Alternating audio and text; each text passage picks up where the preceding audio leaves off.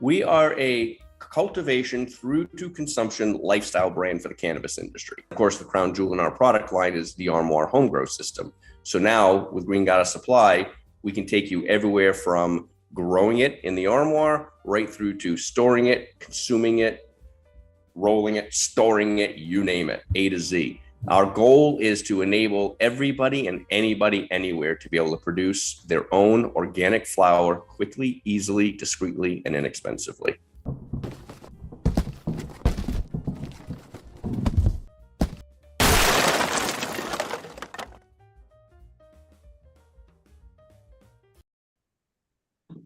Live from the world headquarters of Pro Cannabis Media in Clinton, Massachusetts, it's Green Rush Live. Hi, everybody. I'm PCM founder Jimmy Young. I'm the sometimes regular host on Green Rush Live every Friday afternoon from 4 p.m. to 6 p.m. Eastern. We have a business of cannabis talk show. We get some great guests. We have some great conversations. And then, of course, at 6 o'clock, 2 hours from now, we run our We Talk News show, which is really a comprehensive but short and sweet roundup of all the cannabis news from coast to coast. And that comes up at 6 o'clock. It's anchored by Alaina Pinto. And I recommend hanging out or at least watching it on demand once a week, because you will definitely learn something about what is going on in the world of the cannabis industry in the United States. And not only the United States, but in the second half hour, we're going to head over, they say, cross the pond over to Europe and talk a little bit with two guys that live in Europe, and we'll be sharing some of their experiences and a preview of a expo in Dortmund, Germany in September. And I told him, I said, I'd love to go, but unless you fly me out there, it's not going to happen. I only go to shows that I can drive to. Now, joining me for this half hour are two people. One is Andrew Behringer. He's our regular DC and Maryland correspondent on We Talk News. Andrew, thank you so much for joining us here today. Thanks for having me, guys. And Rachelle Gordon. She is the editor of greenstate.com.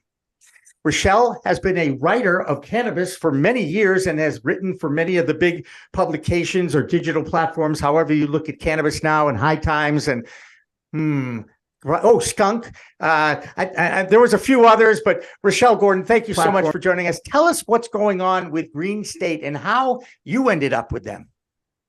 Well, thank you so much for having me. It's such an honor. I started my journey with Green State earlier this year. I took over at the helm in late March, and it was actually a very interesting journey. I met a couple of people who work for the organization in Vegas at the Clio Awards last year, and they said, hey, this website is looking for an editor. You should really do it. I didn't really think much of it at the time, but I had manifested for myself wanting to speak to a more mainstream audience. And that's really what we do. We're more of a B2C focused publication. We're really focused on the canna curious, especially, and even the canna curious adjacent, people who could just benefit from some really great information about cannabis. And by the way, if 20% of Americans use cannabis on a daily basis, I think that's the last percentage that I heard. That means that the enlightenment has to happen to a whole bunch more people. And Aaron Smith, I always tell this story, the executive director of the NCIA, I was at one of his events, and he said, everybody who's in the industry has the obligation to educate those people that have no idea about cannabis. It's the only way we will combat the stigma. Andrew, down in the DC, Maryland area, there's a lot of excitement right now because Maryland is open for business and they're doing great. We will get immediately into Minnesota, but I want just to give an update a little bit on what is going on in Maryland right now and how has it been going so far with the adult use market? You can hear me and hopefully can see me. Is that true? Yes. Okay, so I'll just continue. Maryland you are correct. The sales for Maryland just came in for its first legal month of adult use. And the numbers have shown that it made it sold $87 million in 1 month, which equated to about $2.8 million a day. And then they broke down the of it was about almost 20,000 pounds or 10 tons of cannabis was sold in the month of August. and $4.6 million came from just tax revenue, like new money for the economy. And I actually just found this stat out, Jimmy, which is, well, two of them.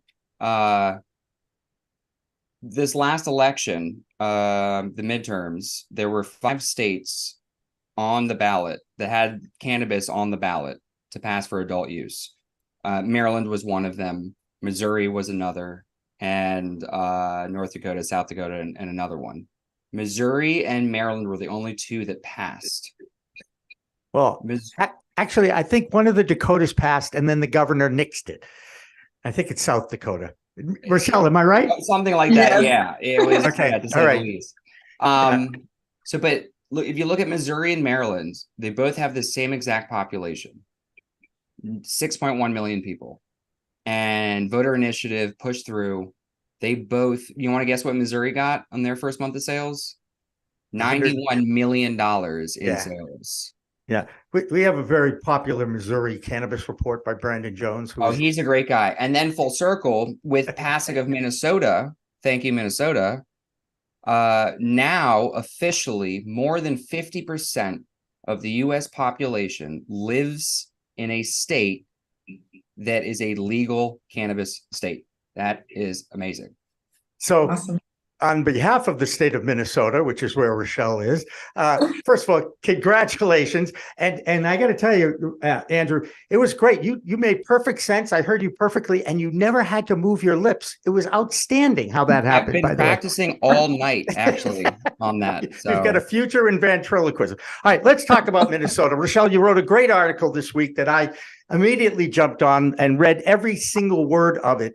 And I'm just going to start at the headline because there are actually, it's a headline and a sub-headline. I think that's how you say it. But I'm going to say you have 5 ways Minnesota's legalization could be a national model. And before that, you said automatic expungement and no fake weed. Those were 2 big issues. Let's talk a little bit about, first of all, the automatic expungement, because that continues to rear its ugly head, even in legal states right now. The battle to get the people that are in jail for cannabis crimes, possession, even minor sales, out of jail. And of course, that's why the Last Prisoner Project exists too. So walk us through how was the battle? You covered the battle. So, I mean, you saw the debates going on, I'm guessing, on all these subjects. Yeah, it was a really interesting thing to see play out because we don't have a ballot initiative for these sorts of things in Minnesota. It had to go through the legislature. And so there were dozens of committee hearings, lots and lots and lots of debate. But the social justice and social equity components were really, really important to the legislators. And the automatic expungement is incredible. I believe around 66,000 Minnesotans will benefit initially from the automatic expungement of lower level criminal offenses. And it could take up to a year for Minnesota's Bureau of Criminal Apprehension to go ahead and clear that log. For people with felonies on their record, there's going to be a panel set up. So on a case-by-case basis, they can take a look at those felony convictions and hopefully expunge them, especially for ones that are completely legal right now. So right now you can have up to 2 pounds of cannabis in your home, whereas before that was a 5th or 4th degree felony possession charge. Wow. Well, obviously they've done a great job there. Do they recognize they really want to be a national model because they seem to be trying to get it right? I love the fact that Minnesota was the first state, I believe, to not allow towns and cities to opt out of allowing cannabis stores in their domains, in their areas. That was great. Yeah, absolutely. I know that in the debates, the local control was something that the cities really wanted, right? They wanted to be able to ban these, but they actually can't. They can set a limit on 1 retail dispensary for every 12,500 residents. If they would like to, but they can't outright ban them, which is really exciting. Now, some are passing moratoriums, no new cannabis businesses for a year so they can examine it. And same thing with the public consumption, because actually this bill does not criminalize public consumption. So in many cities, you can go and smoke a joint on the street and it's completely legal. But many cities now are trying to pass ordinances where, no, you may not smoke marijuana on city property. So that's been a little bit of a hiccup, especially for people who may rent their homes. There's a provision in the bill about banning cannabis consumption in multi-family dwellings. However, it is kind of up to the landlords to decide what the policy is there. I love it when legislators try to figure out ways to limit where the product can be consumed in the public. This is not an issue in New York City. If you walk down New York City, Andrew knows, as do I. But think about this for a second, people, okay? This is a product that for the last 86 years, the people who've been using it have been sneaking around in the alleys and going behind back doors. We know how to get it done. Okay, let's just say it's been practiced for years. That being said, now that there's legalization or at least decriminalization or more acceptance, I'm all about getting it to normalization, which is the acceptance of the fact that this plant medicine is here to stay. And it's going to be a fascinating journey. It already has been in each state. Every state has different rules. Every state has different where they are in the process. And Minnesota being a new one is fascinating. I want to jump right ahead. And I know Andrew's back now, and I do think he's actually. Yes, we have him moving. Andrew, I have a question about Minnesota. You go to Rachelle first. Go ahead. I just want to know, I didn't know what I missed. It's for some reason, whenever I come and join you on the show, it's always an update that is needed to install like right in the middle of the show. Did we talk about the tribes yet? No, perfect. Oh, okay. So first of all, with Minnesota being 23rd state, thank you so much. I mean, and there's obviously, like Jimmy was saying, every state does it differently, but every state can learn and do better from other states.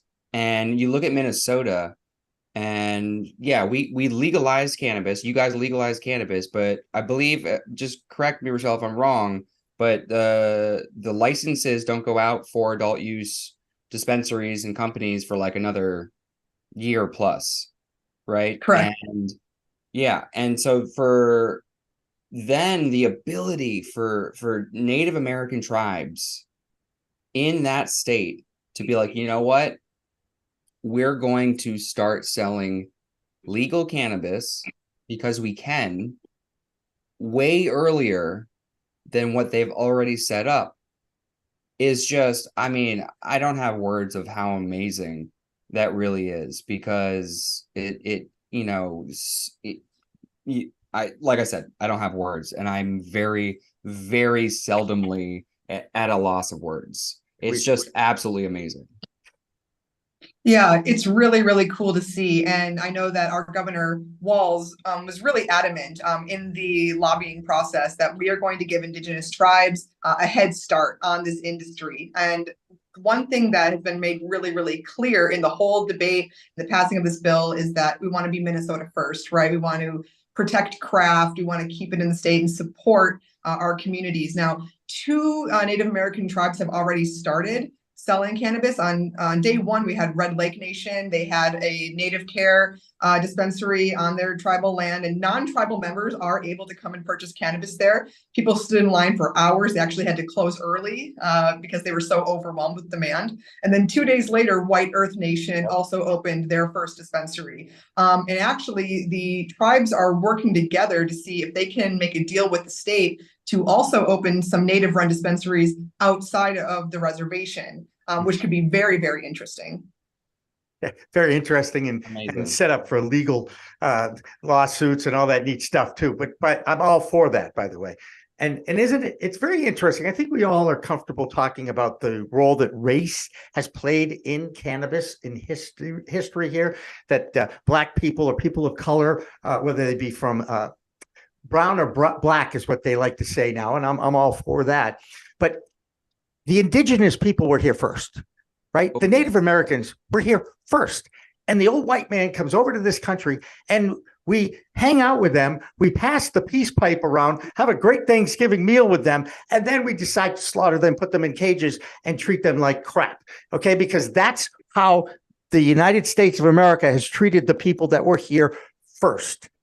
Now, you can get on me, bleeding heart liberal, whatever you want to call me. I don't like names. I don't like labels. And notice I didn't even ask Rachelle if the governor was an R or a D. I don't want to know because he's pro-cannabis. That's the only party I care about right now. It really is. I am a one issue voter. So Rachelle, one of the things that I, again, give credit to Minnesota is you're embracing home grow. You're allowing the people, walk us through the regulations there, and maybe people from New Jersey who are watching this might get an idea that maybe we should be doing that too. Well, what I can say is that the people in Minnesota are really excited about the home grow. The response has been overwhelming. They're already offering home grow classes. They're selling out. People are packing it at standing room only.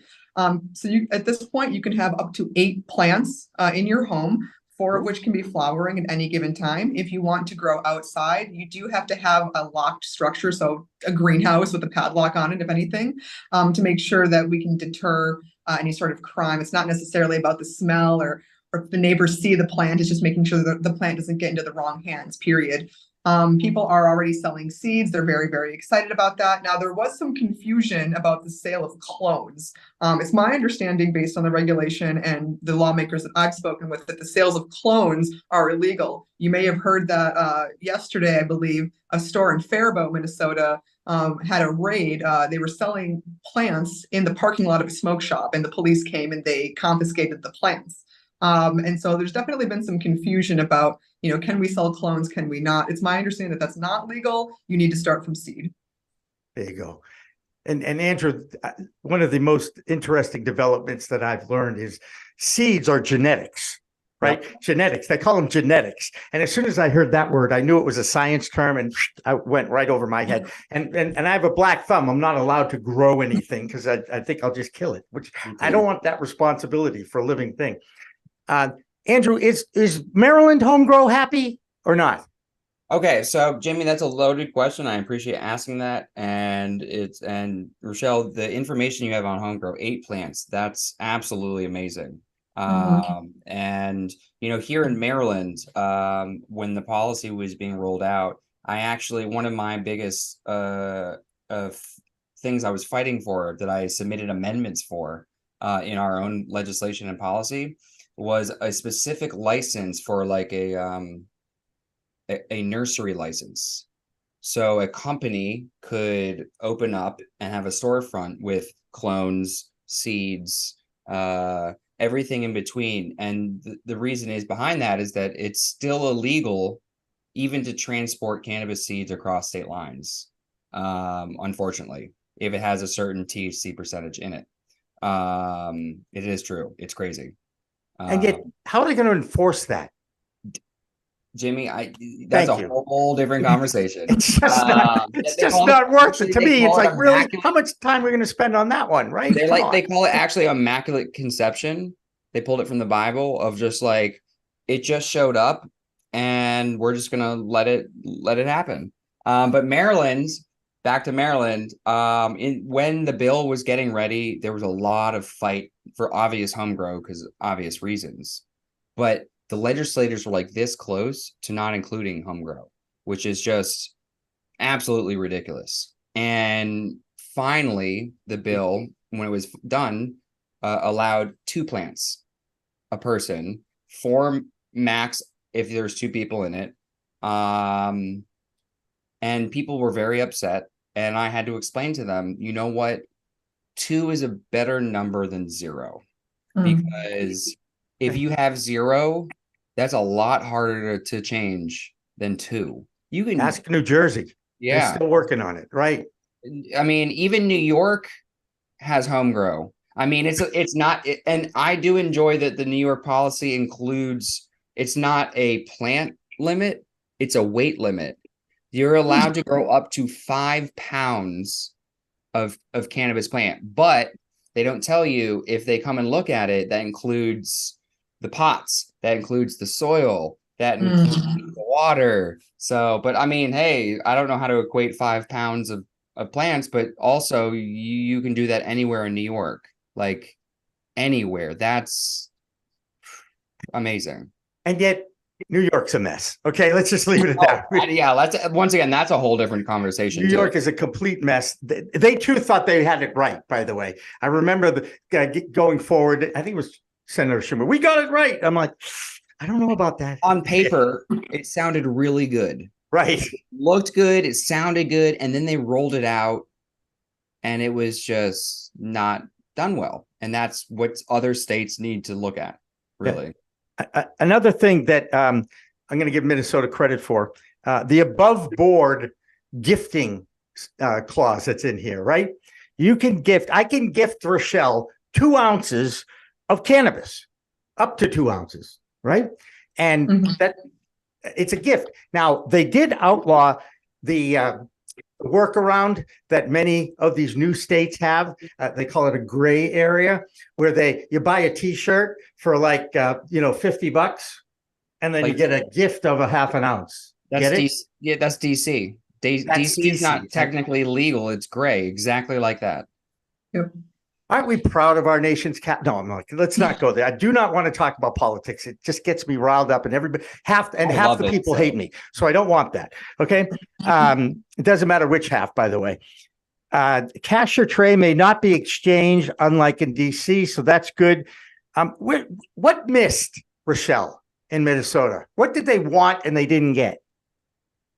So actually, there has been, with the fake weed situation, there was a little bit of confusion about other cannabinoids that actually are not synthesized, such as CBN, right? They actually outlawed CBN in that, and there was some confusion. And so they understand now that they have to kind of go back. We're calling it the full spectrum push, right? Because obviously these HHCs, the THCPs, right? We all know that that's garbage, but there's a lot of benefits that people can get from a compound like CBN. So that is something that they're going to have to go back and fix, right, to ensure that the pure cannabinoids are able to be sold, and then the fake weed is pushed to the side. Right. Is Delta 8 illegal in Minnesota? It is not. Yeah, and by the way, they're just now getting around to actually putting regulations in place for the hemp world.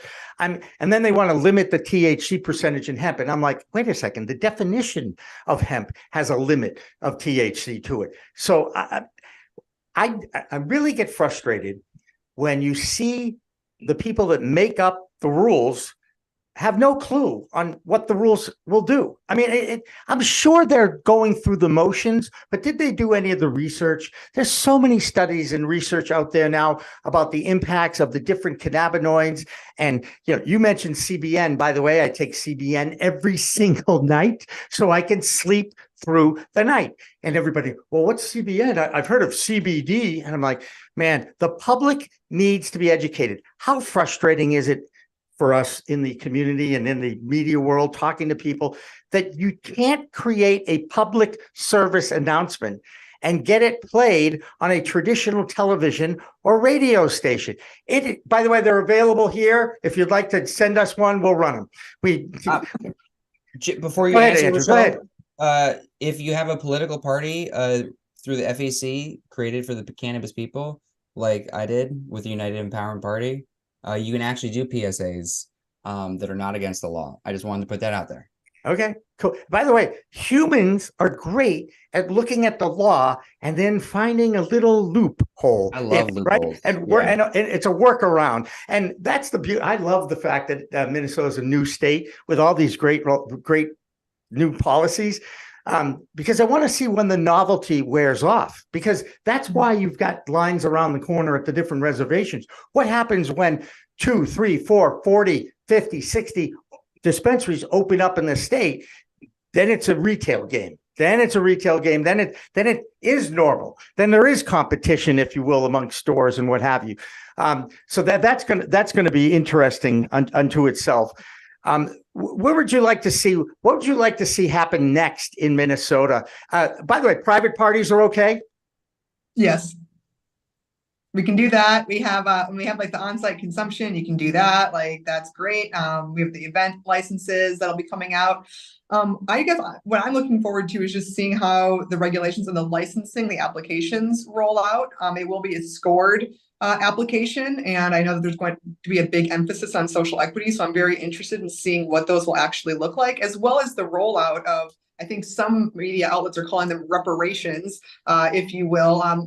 They're taking money from the sales of the cannabis and putting them into a fund to create grants for communities that have been disproportionately affected by the war on drugs. So it'll be really interesting to see how that portion plays out as well.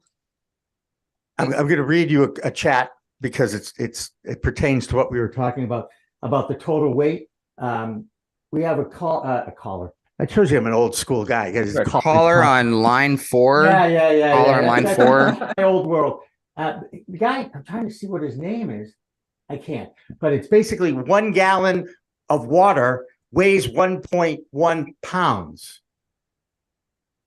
So thank you. By the way, it's 11 thank you. pounds, yeah. Thank you, Thank the you, voice Dan. behind the curtain, Dan, because I can't Wonderful see Oz. it's literally this big and you guys are that big, but at 11 pounds. Okay. So, but the thing about, you have to water the plant. And the idea is the plant absorbs the water, hopefully before it gets weighed. Well, Jimmy, don't forget about hydroponics. Hydroponics is a whole separate way of growing plants without soil, and it's all water. Right. And we have hydroponics from Missouri coming on in the last half hour with us, Michael Kamp. And we'll talk about that too. In Missouri, by the way, they're allowing public consumption at, single day events outside. They're having festivals now. I mean, they're getting it. They're trying to get it right. And their sales keep going up and up and up. So somebody's doing right. But how are we going to educate the masses of people that still are living in reefer madness world? How do we do it, guys? And without being on mass media, because I don't know if everybody understands this, that everybody's cut the cord at this point, which is kind of funny, cut the cable, right?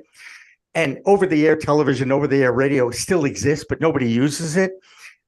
So my question is, how do we get old school media outlets to embrace the fact that if you're going to do a negative story, like a kid gets into an edible because it wasn't properly stored by the parent or by the adult in the room and ends up in the emergency room and he's, 6 hours later, he's fine.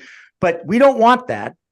We want to educate people about the importance and the responsibility, if you will, of using this plant medicine. It's something I preach all the time. How are we ever going to do this with the naysayers out there? Andrew, real quick, because I want Rachelle to go first because my answer is not as fun. So okay, go ahead, Rachelle. By the way, you can anchor next week too if you want. I don't care. Go ahead, Rachelle.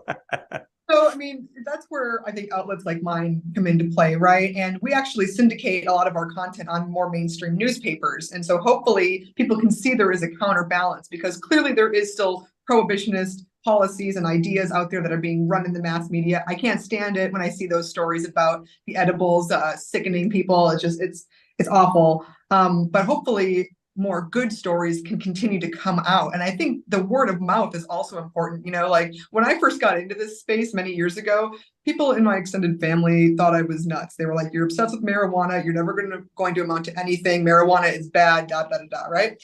Then years later, same people call me. They say, hey, what do you know about the CBD? I have a friend and she says she feels 20 years younger because she's taking the CBD oil. So sometimes it takes that personal connection before it actually, makes sense for people. And so I think we just have to keep plugging away and being good stewards of the plant and having those conversations in our communities as well as the broader media.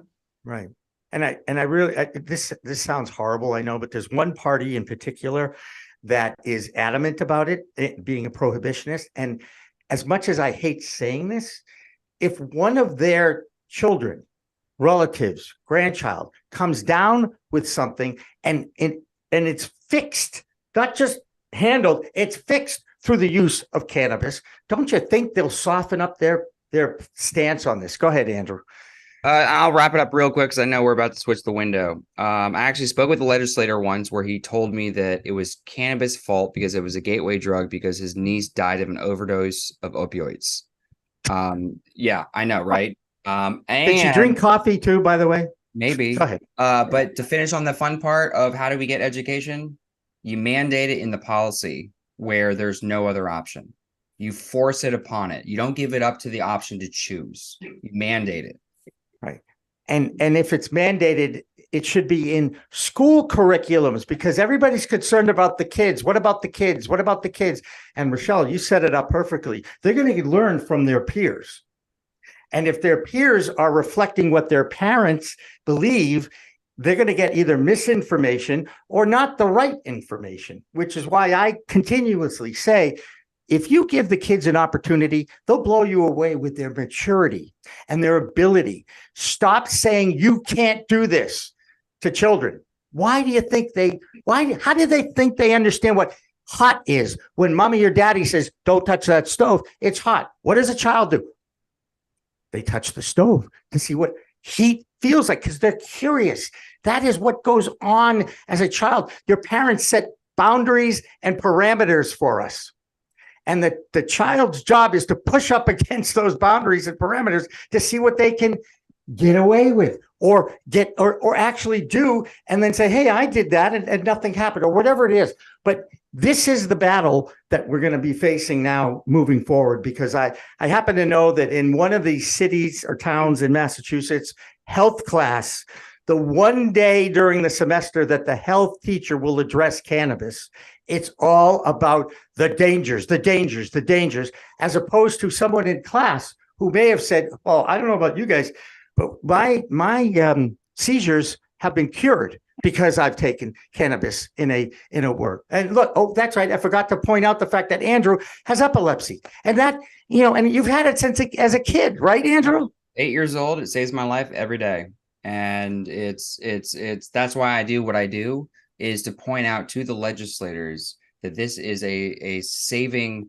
It's not a drug. It's a medicine. It saves people's lives. And if you need education, you mandate it, because then it can be funded by the government with the new money of cannabis. And then we can continue knowledge, because knowledge is power, especially in this industry. It gets a little tricky sometimes. Absolutely. Andrew Behringer and Rachelle Gordon.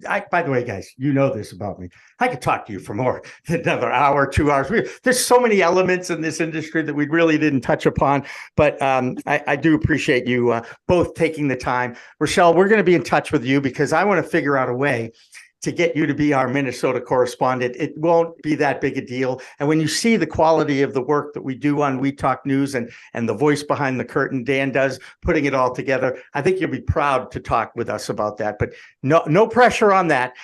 Greenstate.com is where you can read Rachelle's stuff and other stuff. You could check it out. And Andrew, if anybody wants to get in touch with you, how do you spin that? I'm on LinkedIn and Instagram as Cannabehr, Cannabehr. I should probably put it up here underneath, but we should, but that's okay. We'll get to that if we have to. I'll turn it off so you can see my name and everyone can Google search it. There you go. Good job. Very good. He's directing his own show now. I love that. We're going to take a break, but on the other side of this break, I sit down with two guys from Europe. One is Ben Arn. He's running the CB Expo in Germany next month. And the other is our European correspondent, Lex Pelger, who continuously blows me away with his knowledge about the science, the chemistry, the research. And I think you'll enjoy this interview that's coming up after this break. Don't go away. Green Rush Live continues after this.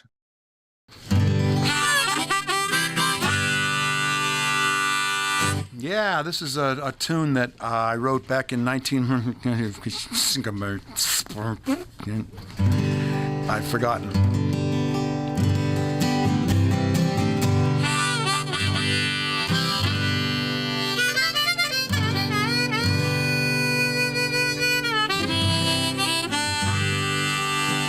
We had a saying in our old band, one of my first bands in 1966 or so. What are you gonna do tonight? Oh, just, like every other night, just gonna lay around the shanty and put a good buzz on.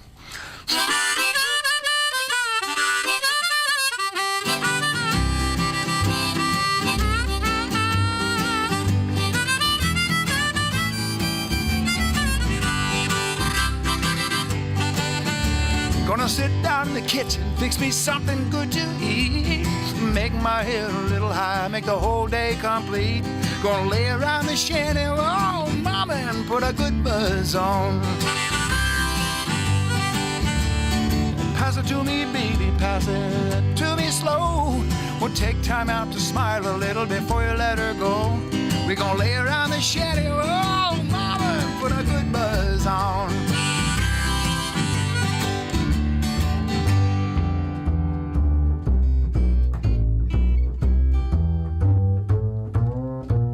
Oh, yeah.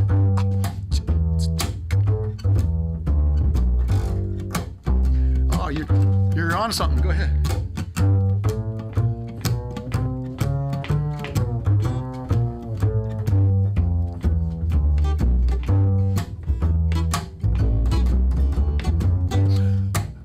Brodsky, everybody.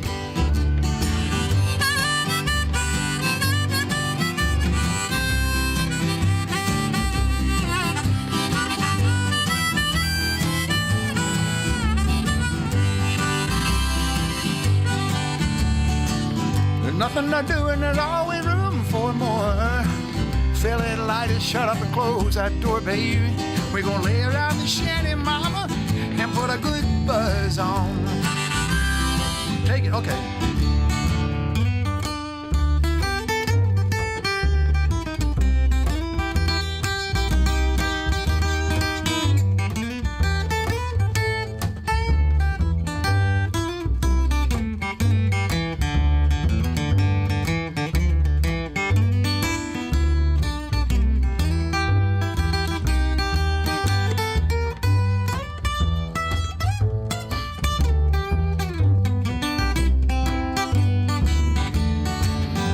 Prohibition never works, it's time to realize it. It grows in my backyard, it's time to legalize it.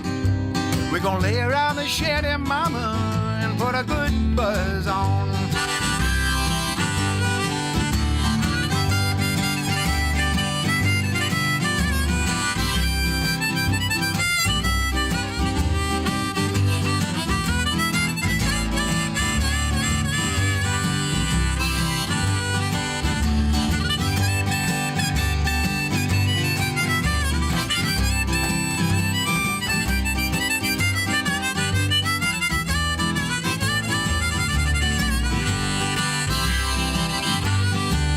I'm gonna sit down in my rented car, I'm gonna jam it into drive.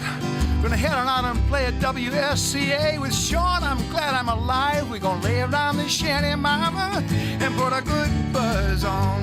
Every night and day, we're gonna lay around the shanty, mama, and put a good buzz on.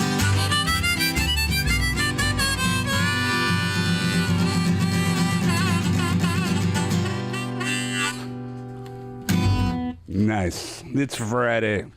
Thank God. Thank God Jonathan Edwards is joining us live in the WS. Hi, everybody. Welcome back to another half hour of Green Rush Live on Friday afternoon. This will be August 4th. I'm Jimmy Young, the founder of Pro Cannabis Media, and we are so happy to have an international element to our talk show today. And whenever we talk about international elements, when it comes to cannabis, we always engage and recruit our European correspondent on We Talk News. His name is Lex Pelger. Lex is with us, along with a guy named Ben Arn from the CB Expo in Germany that's coming up in September. So we've got Ben and we've got Lex. And Ben, I'm going to start with you, okay, if that's okay, because you and I just met on Zoom, if you will.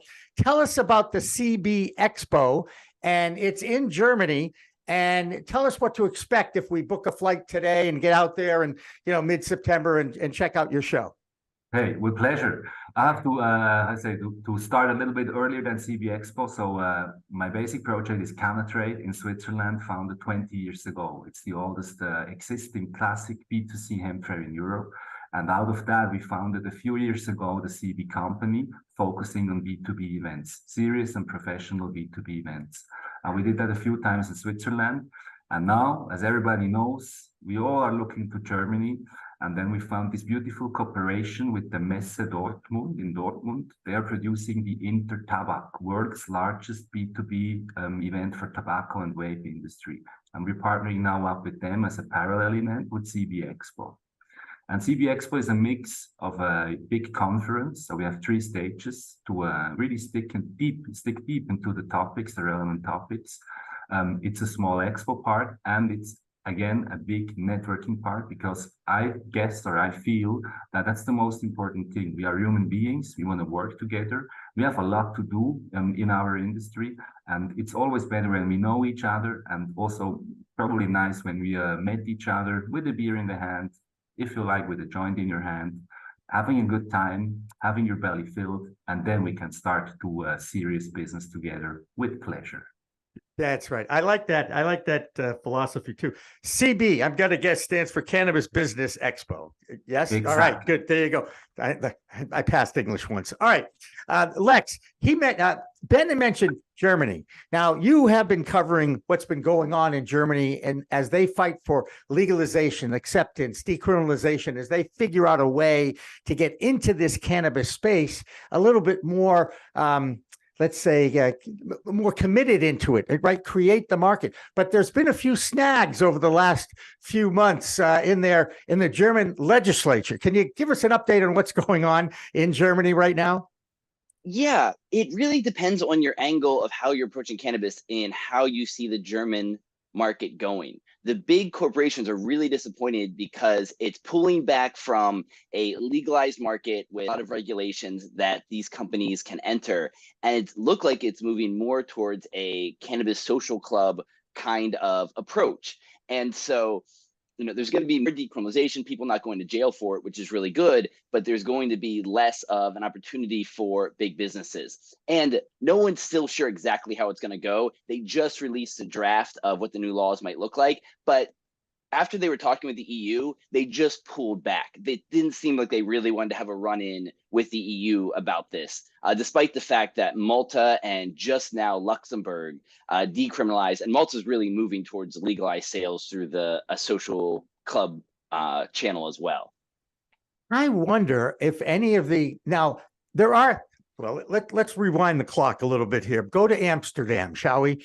Because they were really the first last week to have a reputation in Europe for social clubs, right? And I mean, Captain Hooter, who we've talked to a million times, wrote the book on the Cannabis Lover's Guide to Amsterdam Cafes. It's out there still, and I'm sure Captain Hooter likes, shares, and subscribe our stuff because we share and subscribe to his stuff. But is there a lesson learned? Because as you know, here even in Massachusetts and New England, the commission is still trying to figure out what the right model is for social clubs. And of course, it looks like LA and California have opened up like maybe 2 or 3, and Vegas will be opening up more this fall. So I guess the question I have to you is there a model that's kind of being talked about in Europe that you could share with us, or perhaps give us some ideas that we might be able to share with some of the people that make these decisions in our regulatory bodies, as it were? And Ben, go ahead. You can go first on that one. Okay, maybe I have to say something. The social clubs is really well known in Spain, in Europe, and the Amsterdam model are the coffee shops. Also, very interesting thing, legal to sell weed since 1975, and now finally they start with the Dutch weed experiment to also legalize or regulate the process behind of the production of all the products. So that's also another game happening in Europe actually. And the social clubs, they are established in Spain since 10, 12 years. Lex, maybe you'll know it better than I, which is a great opportunity for all people like to grow and to smoke weed, but it's not really controlled in terms of quality. Nobody pays really taxes. So for me, it's also pretty close to any black market system. And for me, it's special that Germany, which is the biggest country in the European Union, really wants to do social clubs. Because if you really want to regulate them, it's hard for small social clubs with a max of 500 people to succeed at the end of the day. So I personally see the Swiss model as the best actually for Germany as well. In Switzerland, we started with pilot projects. So every community or city or canton can start a pilot project up to 5,000 members. The grow has to be in Switzerland, controlled. And everyone has to be an adult for sure, already a weed smoker. And it's, I would say, accompanied with a research, with a study. to figure out what's the effect on the black market, on the health of the people, stuff like that. And I always tell to everyone, we are here in Europe. We are not in the United States, so a law doesn't change overnight, not at all. And we have all these different cultures. We talked about Spain, social clubs, the Netherlands, the coffee shops, or Switzerland and Germany, which are pretty similar. So I guess every country has to find its way until we will have, hopefully one day, a regulated recreational cannabis market in Europe. But it will go from now for years until we will reach that. And Lex, what would be, now in Europe, correct me if I'm wrong, guys, there's still more cigarette smokers in Europe than anywhere else, right? And you guys don't have a lot of rules when it comes to cigarette smoking, including indoors. Am I accurate on that? Or have they finally gotten to the point where they recognize that, if you're surrounded by cigarette smoke, you are more prone to inhaling some of the carcinogens that are in cigarette smoke? So Lex, paint the picture, if you will, about where public smoking of cigarettes is and how cannabis might fit into it or separate from it. Yeah, well, I mean, Ben probably knows it better. He grew up here. But what I've seen is, here in France, it's ill. You can't smoke inside anymore. And a lot of the European countries are moving towards that. I don't remember the last time I was inside in Europe and there was a cigarette being smoked. I don't know, Ben, if you know of any country still can. Some nice techno clubs in Berlin still are allowed to smoke cigarettes, but in general, it's forbidden inside. But we have in all over Europe a strictly easy law with smoking outside. And with the conversation about legalizing cannabis, it comes another topic. So, for example, in Germany, where you have the patients, they're allowed to smoke weed by law. If they smoke a joint in a restaurant, mostly they get kicked out, as far as I know, because people don't want to smell the smell of cannabis. And don't smoke on the restaurant's porches outside, because even that's a no-no, even in progressive states like the great state of Maine. I just had an experience about 5 years ago. Let's just leave it at that. Now, let me ask a little bit about, you've set the scene beautifully here. When you mentioned smoking, most of Americans still use flower. I think the last survey I saw by New Frontier or a million of these other research firms says about 49% of the people who consume cannabis on a regular basis, that's about 20% of our population, smoke it. Now, my first question to my bud tender in 2013 when I had my medical card was very simple. I'm not sure I want to smoke it anymore. What other options are there? And then, of course, he showed me the tinctures and he showed me some of the edibles at the very beginning of the market in 2013 and vaping flower. And then I interviewed doctors, and most of the doctors and nurses basically said, the safest way to inhale cannabis is through a vaping of flower. Now, I don't know. Have you guys heard that? And B, have you ever tried it? Because I have, and you just don't get as high. Let's be perfectly honest here. Have you ever tried the safest way to smoke or inhale cannabis, which is vaping flower? Lex, go ahead. I'm going to let you go first, and then Ben. Yeah, I've tried it. And yes, you often hear from connoisseurs that the vaping takes out some of the highs and the lows of the experience, especially if you're doing an oil, which already is not going to get the whole plant in there. That being said, when you're talking about medical patients, vaping is a very good way to do it. And if you have a high class vaporizer, something like a volcano vaporizer, which in Israel, they have in their oncology wards, which is one of the most forward-thinking things I've heard anywhere on the planet. But, the smoking of flower itself, the combustion of flower, I just did a whole video on this, and it's not terrible for your lungs like cigarettes are, but it's not great. There's a small link to later pneumonia and infections, but there is a slightly lesser link to lung cancer because of the anti-cancer effects of cannabinoids. And so while so many people are vaping and smoking, that's great. But you see on the medical side that more and more people are moving to some kind of oral ingestion because it's just easier to regulate. And it's one of the things that I really love about what both Switzerland and Germany is doing is you're mostly getting your medical products from pharmacies. And that's such a good way to do it especially because you always have this dance between the medical side that should be very clean medicine, well regulated, not taxed, and as easily accessible, and hopefully financed by the government, by the health programs. But then recreational, that should be somewhat taxed, but not taxed like it is in the States, where you just drive the business into the wall. It's quite a balance that you have to mix there. So yeah, I'd be curious on Ben's thoughts on that. Yeah, we Europeans, you will basically smoke weed mixing with tobacco. That's a big difference to the United States, I would say. And it's still common. If I have a look around, many of the people I know, they still smoke with tobacco. And when CBD came up and the first CBD pens came up, I saw a bunch of people changing to CBD pens. So we are aware that tobacco maybe is not the healthiest thing in the world. And I also believe when we will have a recreational THC market one day, that the pens, the vape pens, will be a big part of it, as it's always also is in the United States, as far as I know.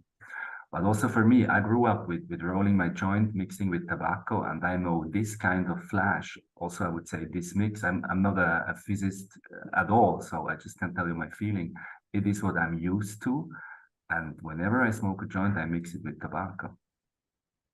There you go. Well, and by the way, there's plenty of people that do it that way, and plenty of people in Europe are much more comfortable with the tobacco end of things than people in the United States are, because we now have lived through the big tobacco age, if you will, where everybody in the 50s and 60s was smoking cigarettes everywhere you looked, in the houses, in the bars, in the restaurants, walking down the street. It was everywhere. And then, of course, they came up with these studies and what have you, and they realized that nicotine and some of the other nasty things in tobacco cigarettes can cause cancer. There's definitely a link. But you're right, Lex. Nothing definitive has ever been seen in any research that I've seen, and I've looked at probably hundreds of different studies over the last 4 or 5 years to find that link, and it's just not there. And that to me is one thing. But now let's go to big tobacco, because there's a major news story. We talked about it last week on We Talk News, and here we are a week later with our European guys, and we can talk a little bit about the multinational tobacco giant Philip Morris is getting into the cannabis space, kind of. They've made a play to buy an inhaler company out of Israel, and it is about micro dosing. And I am very familiar with micro dosing. I actually use it, and I've learned how much I can take, how little I can take, how much I can do, whatever it is. I've learned how to be more responsible with my own titration, and it is in micro doses, 3 milligrams of THC under my tongue. Yellow Labs is the product. I love it. Everybody who watches this show and follows us knows that I'm a big fan of it. And I hope one day to be able to actually be on camera endorsing it, because it has changed how I look at the whole world, taking something more medicinally. And I want to ask you guys, what about, is it big tobacco that's going to be the one, or is it big pharma, or is it big alcohol that may actually come in to the cannabis space and absorb some of the companies that are out there now? What do you think, Lex? Well, I'll speak to big pharma first, because I think Ben will know a lot more about big tobacco with the connections of this tobacco half that I'm pretty fascinated to see at the CB Expo. I don't know much of that world. I'd be curious what's going to be happening there. On the pharmaceutical side, there is a decent amount of investment in cannabinoid-based drugs, but it is not the overwhelming amount. And when you hear these activists talking about how Big Pharma is trying to strangle cannabis, it seems fairly overrated. Yes, their lobbyists certainly aren't trying to help the cannabis laws all the time, but it doesn't seem to be one of their major focuses. And the reason that the major pharmaceutical companies aren't generally focusing on the cannabinoids is too many ships have crashed upon that rock. It started in the 80s with a drug called rimonabant, which is an antagonist of the CB1 receptor. It was good at making people lose weight. It was an anti-obesity drug, and it was working. England approved it. Surprisingly, the US FDA didn't, and it led to increased suicidality. in a small subset of users. So that drug got pulled, a big loss, a lot of lawsuits, things like that. And so that was the first rock where the companies did not like seeing that. And then not too long ago, not more than 10 years ago, in France, there was a test of I believe it was a Fa inhibitor, the enzyme that breaks down anandamide, the first discovered cannabinoid neurotransmitter. And it was inhibiting that neurotransmitter, that enzyme. And one of the patients died in that trial. And it was one more reason that the big pharma companies are pulling back from the cannabinoid medicine. So I know of at least a couple of dozen cannabinoid drugs that are being developed, but I can't think of any that are being developed by the major players. And it's not like those companies that are developing them are getting flush with cash and getting a whole bunch thrown at them. So there's some interest on the cannabinoid side, but these companies also know you can always just get weed or CBD or CBG products or whatever it is you want to do. You can generally just get them from a dietary supplement source or something on the internet that is third-party tested, and it makes for hard competition for these companies. So that's my thoughts on the pharmaceutical side, and then I'll be curious what Ben has to say about this various industries. Big alcohol, Ben. Come on, you're in Germany, or there's expos in Germany. They're going to be interested in this. Hey, they are. I see that at my event since a couple of years. In the list of the business visitors, that big tobacco and big alcohol is joining us. I see less the big pharma, to be honest. So I agree on what Lex just said. People can also grow a plant in their garden. So it's another case. But for sure, big tobacco is very close to what we are doing with cannabis. So we have to plant the plant, we have to harvest it, we have to dry it, we have to make out the product, we can vape it, and we have to deal with regulations. So I don't know any other industry so close to the cannabis industry as the tobacco industry is. And now with the Philip Morris and Psych deal, it's the second large deal. The first was maybe 2 years ago when British American Tobacco invested into one big German medical player, Sanity Group. That was like the first big announcement of, hello, big tobacco is here. And we all know people are smoking less every year all over the world. I guess last year they lost 7%. So that's a lot. So they are looking for new cases, and it's fun. I have also some, let me say, cannabis enthusiasts. They kicked me hard, like, Ben, why are you joining now your event with a tobacco event, like this bad tobacco? And they say, guys, wake up, they will come either way. And probably it's better if we go to say hello to them and see what can we do together, and if we just let them the field.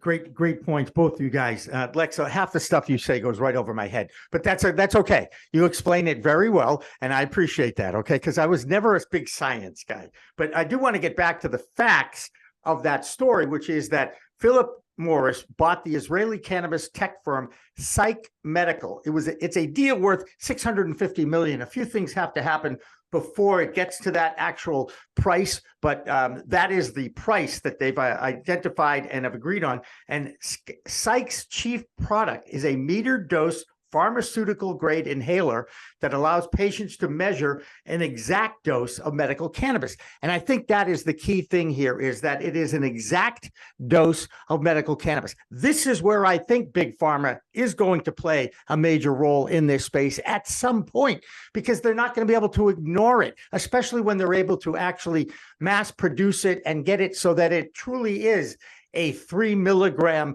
dosage of THC with this terpene, that terpene, and maybe a few other CBDGBs in there too, so that, it can be, and it can be at least, the dosage can at least be metered and studied. We all know that it impacts every human body differently. And everybody has a different type of endocannabinoid system. All mammals have it. It's one of the reasons why CBD can be so effective in dogs and cats and other pets. Although I don't know about other pets, but let's keep it to the dogs and pets. That being said, this is where I think Big Pharma can play a role, in that we can get metered doses. We're already seeing it now. But what I love to look at, guys, is the aspect of human behavior in the growth of this industry. The drive to get that big dollar, the drive to make that big dollar into $100 big, $1,000 big, XXX, continue on, right? You know, the money grab continues to be, I think, the biggest hindrance in launching this industry, because the people that are most passionate about it are not trying to actually make a gazillion dollars. They'd like to if they can, but they're more passionate about its medicinal impact on our people, on humans. And that's the biggest disconnect, I think, right now in the industry. You've got a lot of craft growers that are worried about MSOs coming in and taking over. And again, I've always found that the craft grower, and everybody I think knows this, is actually creates better cannabis than the MSOs for the most part. That being said, the MSOs have the money. Nobody's collaborating. Okay, this is my biggest issue. Everybody wants to be first to the ball with that $1 million template that can be replicated. It's not going to happen in the next year, 2, 3, 4, 5. It's just not. We're in the middle of the world's largest controlled substance you know, oh God, it's a great word. What do they call it when you do a drug trial? Thank you very much. That's exactly what it's called. It's the world's largest drug trial. Okay. And we're all guinea pigs, and we're not going to know the impact of the newest weed. You know, this isn't your grandpa's weed anymore. This is the heavy duty THC percentage at 14% up to 50% up. You know, everybody thinks it's the percentage of THC that gets you higher and higher. No.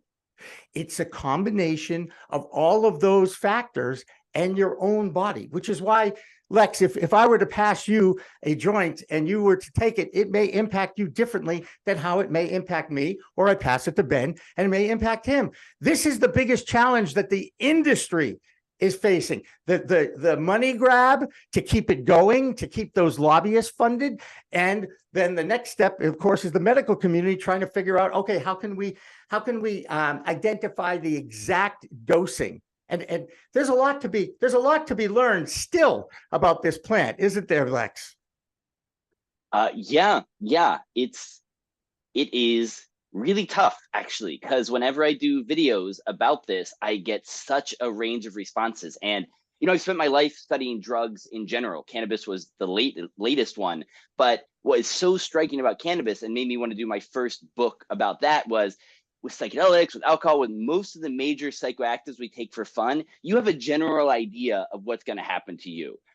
With cannabis, you have no idea. And you can have different effects on a different day between paranoia and joy and fun and relaxation. And it's true, it makes it really difficult for the industry in general. And I do think it's a space for both pharmaceutical and medical companies to have something that really is a standardized medicine, because there are a lot of people who will not take this unless they can get it from their doctor and know exactly what they're taking and have it be something reproducible. And so while the majority of the market might go to MSOs, just like the majority of the alcohol market goes to the major players, there's always going to be room for those craft producers, and the laws need to be written to protect, to allow both those markets to grow to where they naturally would be. And I think the last thing I want to say is the most important law in my mind is always home grow. You need to be allowed to grow it in your own house. I think whenever that doesn't happen, it is a sin against all of this, that if you can't grow this easy to grow weed and you don't have the advantage, then you're always at the mercy of someone else who's going to grow it for you. And it's great to see in Luxembourg and in Malta, and it sounds like in Germany is how it's going to be. You can simply grow your own. And that needs to be the bedrock of any laws that get passed, in my opinion. Yeah, and they're still fighting that in New Jersey. They're still fighting it in other states around the U.S. that have had legalized cannabis for decades. It's crazy to me, the different laws in different states, but it also keeps a talk show like this going. So I do appreciate that. Ben, we've talked about a lot of things over the last couple of minutes. I'd like to get any feedback you might have on any of those thoughts that I threw out there. I tend to rant sometimes when I get on a roll, so I apologize for that. But what's your feeling about the future of the European market? Is it going to explode in like 2 or 3 years, or is it going to be a gradual thing? Like even in the United States, they're even talking about it's going to take at least another 10 years for legalization. Where do you think the whole European market's going to go in the next couple of years? I guess we will need a lot of patience. As we saw now in Germany 2 years ago, they announced a fully legalization, which have been, this would have been an exploding result when it really would have happened in these days. It didn't, it doesn't. So, and we have all these different countries with all these different cultures, and we have many other problems as well in Europe. There is a war close to our border, actually. So probably cannabis is not topic number one on the politician, I would say on the agenda of a politician. So that's what I say, patience. And what I said before, the Swiss model with the pilot project, that could be really a way to start a regulated market, a serious business controlled. And that's what I'm pushing now in Germany to as a model, as a way to go for legal recreational market. Let's talk about that word recreational for a second. It's something I don't like. Okay. I just don't. I mean, and the reason why I don't like it is most of the people that are in the media use it to differentiate between medicinal cannabis and adult use cannabis, which is 3 words versus 1 word. Bottom line here is it's the same plant. Okay, it just has a different chemical makeup, a different cannabinoid makeup, right, Lex? Isn't that the right thing? They all have the different all the different cannabinoids in it, and the terpenes kind of steer the chemicals and the genetics that are built in to that plant. Isn't that basically how it works for people like me who have no clue about science or chemistry? Yes. I mean, the thing is, there's no difference between medical cannabis and recreational cannabis, really. It's all, like you said, or hemp. It's all the same plant. It just has different, the technical word is chemotypes. But really, those are like flavors, just like flavors of wine. You have different cannabinoid profiles, and the terpene profiles matter so much for how the cannabinoids get into your system. Certain terpenes will allow the cannabinoids to enter your system better or not as well. And the presence of CBD will make THC not bind to your receptors as strongly, so you won't get quite as high, and it can protect you from a really potent psychoactive effect. That's why when I'm talking at the CB Expo, Ben and I agreed that the topic would be cannabinoids and terpenes, a plethora of potential products. The plant has an amazing palette of cannabinoids and terpenes and fatty acids that it uses. And what the producers are going to be moving towards is finding reproducible versions of that to get people where they can have something that feels energetic, that feels creative, that helps them sleep, whatever it is they're looking for, and trying to make it reproducible despite the intra-individual responses that everybody has. But it's a goal worth aiming for, and already you see it bubbling, certainly in some of the US markets, where you get some pretty darn good products for actually doing what they say, but it takes a lot of experimentation, and there's not enough clinical work done in this stuff. I think the best data on this stuff is in Reddit forums. Those are the people who are really testing these things and finding out what worked for them. And you hear about all of the varied responses you might get to certain cannabinoid and terpene combinations. Yeah, don't get me started on social media platforms right now, because we're up against it, and I can go off. I think you know how I can go off on this, Lex. So let's just leave that alone. We are up against it. The dates for the CB Expo in Dortmund, Germany, are September 15 and 16. And I will say this, Ben, when I went to the CB Expo website, I could read CB Expo and September 15, 16, but beyond that, everything else was in German. So how did those people in America find? I know you could click on the button in the upper right-hand corner for your English, right? Isn't that where we're going to go with that?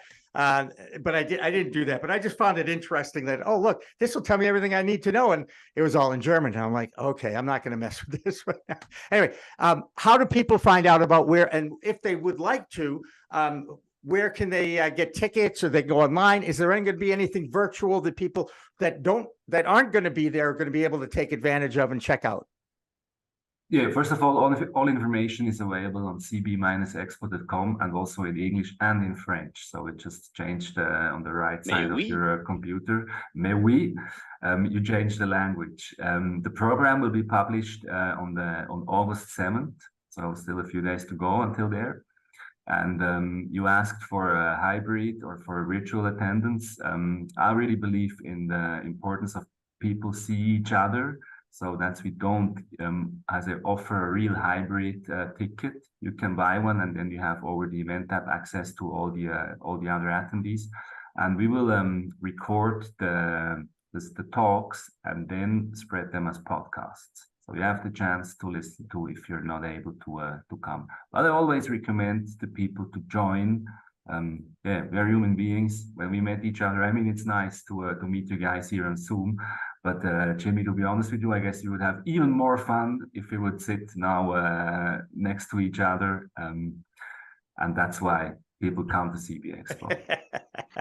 Absolutely. And I hope one day that happens. I can't tell you how many people I've met on Zoom. And then when I see them in 3D at a trade show or something like that, it's actually a very interesting dynamic. It just is. You don't know if they're tall, short, thin, fat, and it's fun in a lot of ways. You think you know somebody when they come into your bedroom or into your Zoom, but you get to know them better when it's 3D and you can read their nonverbal communication too, which is so important.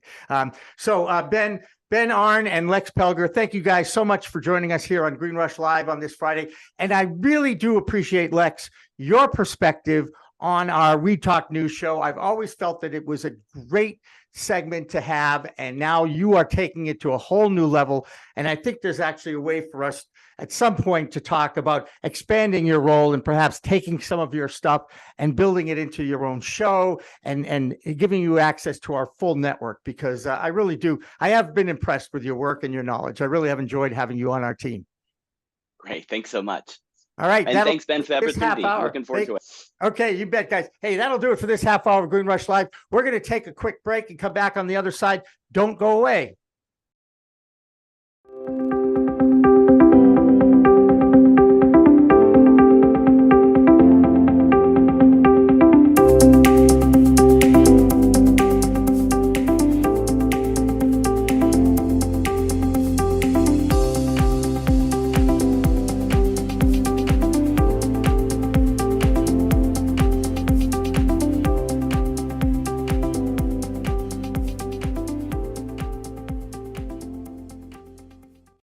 Welcome back to the Friday afternoon edition of Green Rush Live. It's our Business of Cannabis talk show that we do here every Friday on Pro Cannabis Media, on all of our outlets, all over social media, on our Roku channel, our Android channel, our Apple channel, and of course, on the homepage of Pro Cannabis Media. I'm Jimmy Young, the founder of Pro Cannabis Media, and we're going to be talking about the creativity that comes with the plant medicine that is cannabis. And there's plenty of people out there, whether they be musicians or painters or illustrators or just creators, maybe perhaps even creators of video like we do here, that can be enhanced when they are under the influence of this plant medicine. You tend to get a lot of creativity in your brain. You get some really cool ideas sometimes.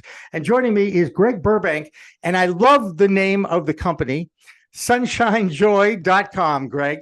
And the reason why I say we love it is we have a client with ERC Provider, and her name is Sunshine Joy Chapman. Unfortunately, she had a family emergency. She's not going to be able to be introduced to you, but she is a fan of your work. So that should give you, at some point, I'll connect the two of you. You can at least talk, because I know she's a satisfied customer. How are you, Greg? Oh, I am doing well today. How are you? Good. Tell us about sunshinejoy.com. What do you do? How'd you get started? All that neat stuff. Oh, okay. Well, we're pretty much we do, our main product is tapestries, but we sell to a lot of head shops and hippie shops, all like the other stuff that they want to make it to be a hippie store. And I started back in the day. I started with a tie-dye company when I got out of college. And we made the tie-dyes for the Grateful Dead and a lot of other rock bands, but we pretty much started in the Grateful Dead parking lot, going around. And I got, I'm a Harvard case study. I'm in the book. Everything I learned about business, I learned from the Grateful Dead.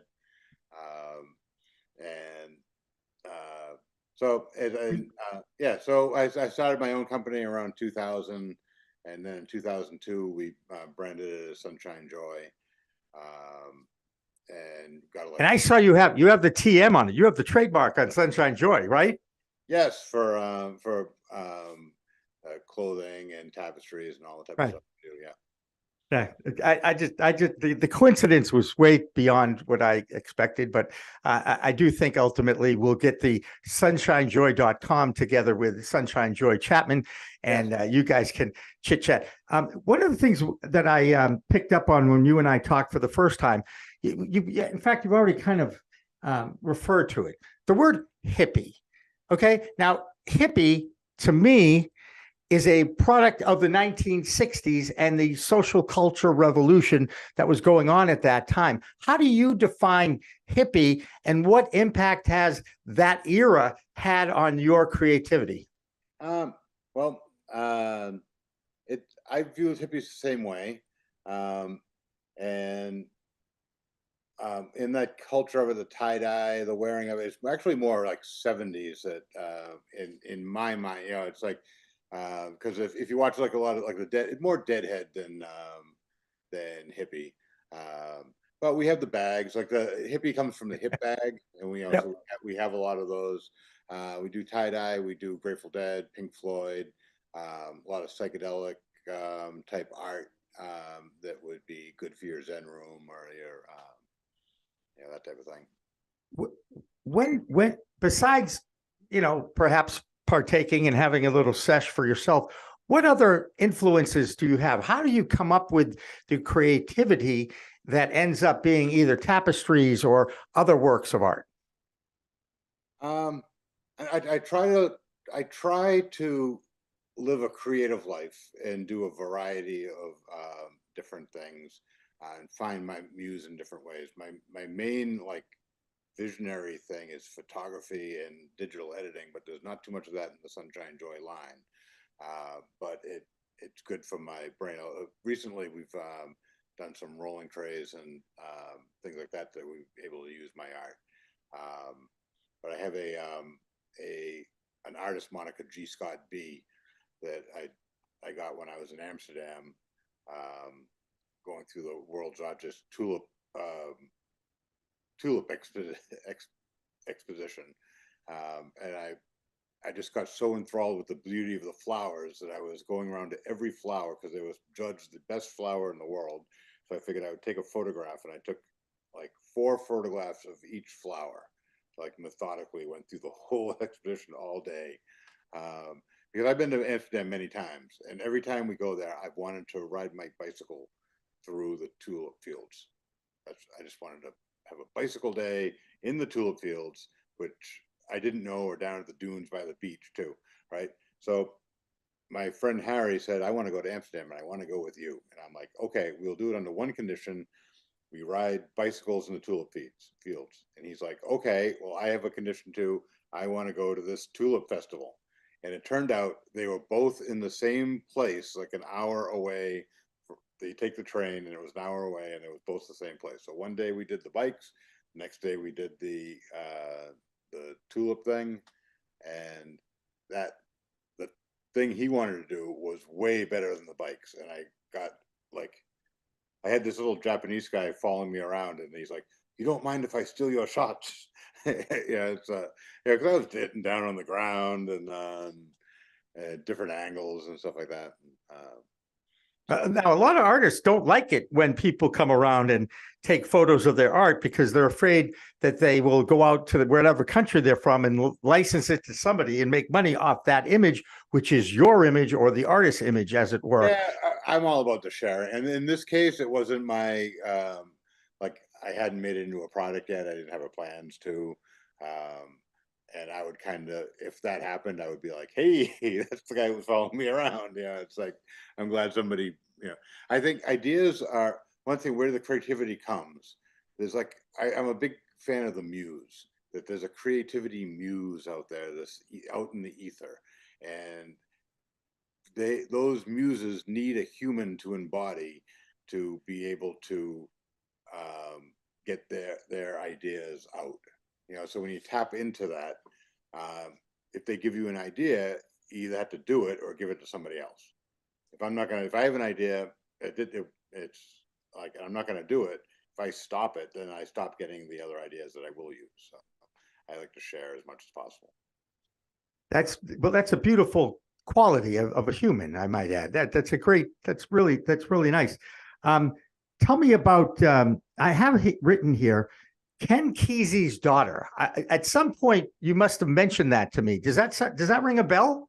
Well, that's kind of how in the beginning when I was trying to figure out what to do, I was working for another company, and we were doing little Grateful Dead bears, and we bought the bear from Australia to Japan to be at the trade show and like take pictures with people and stuff like that, along with the bears.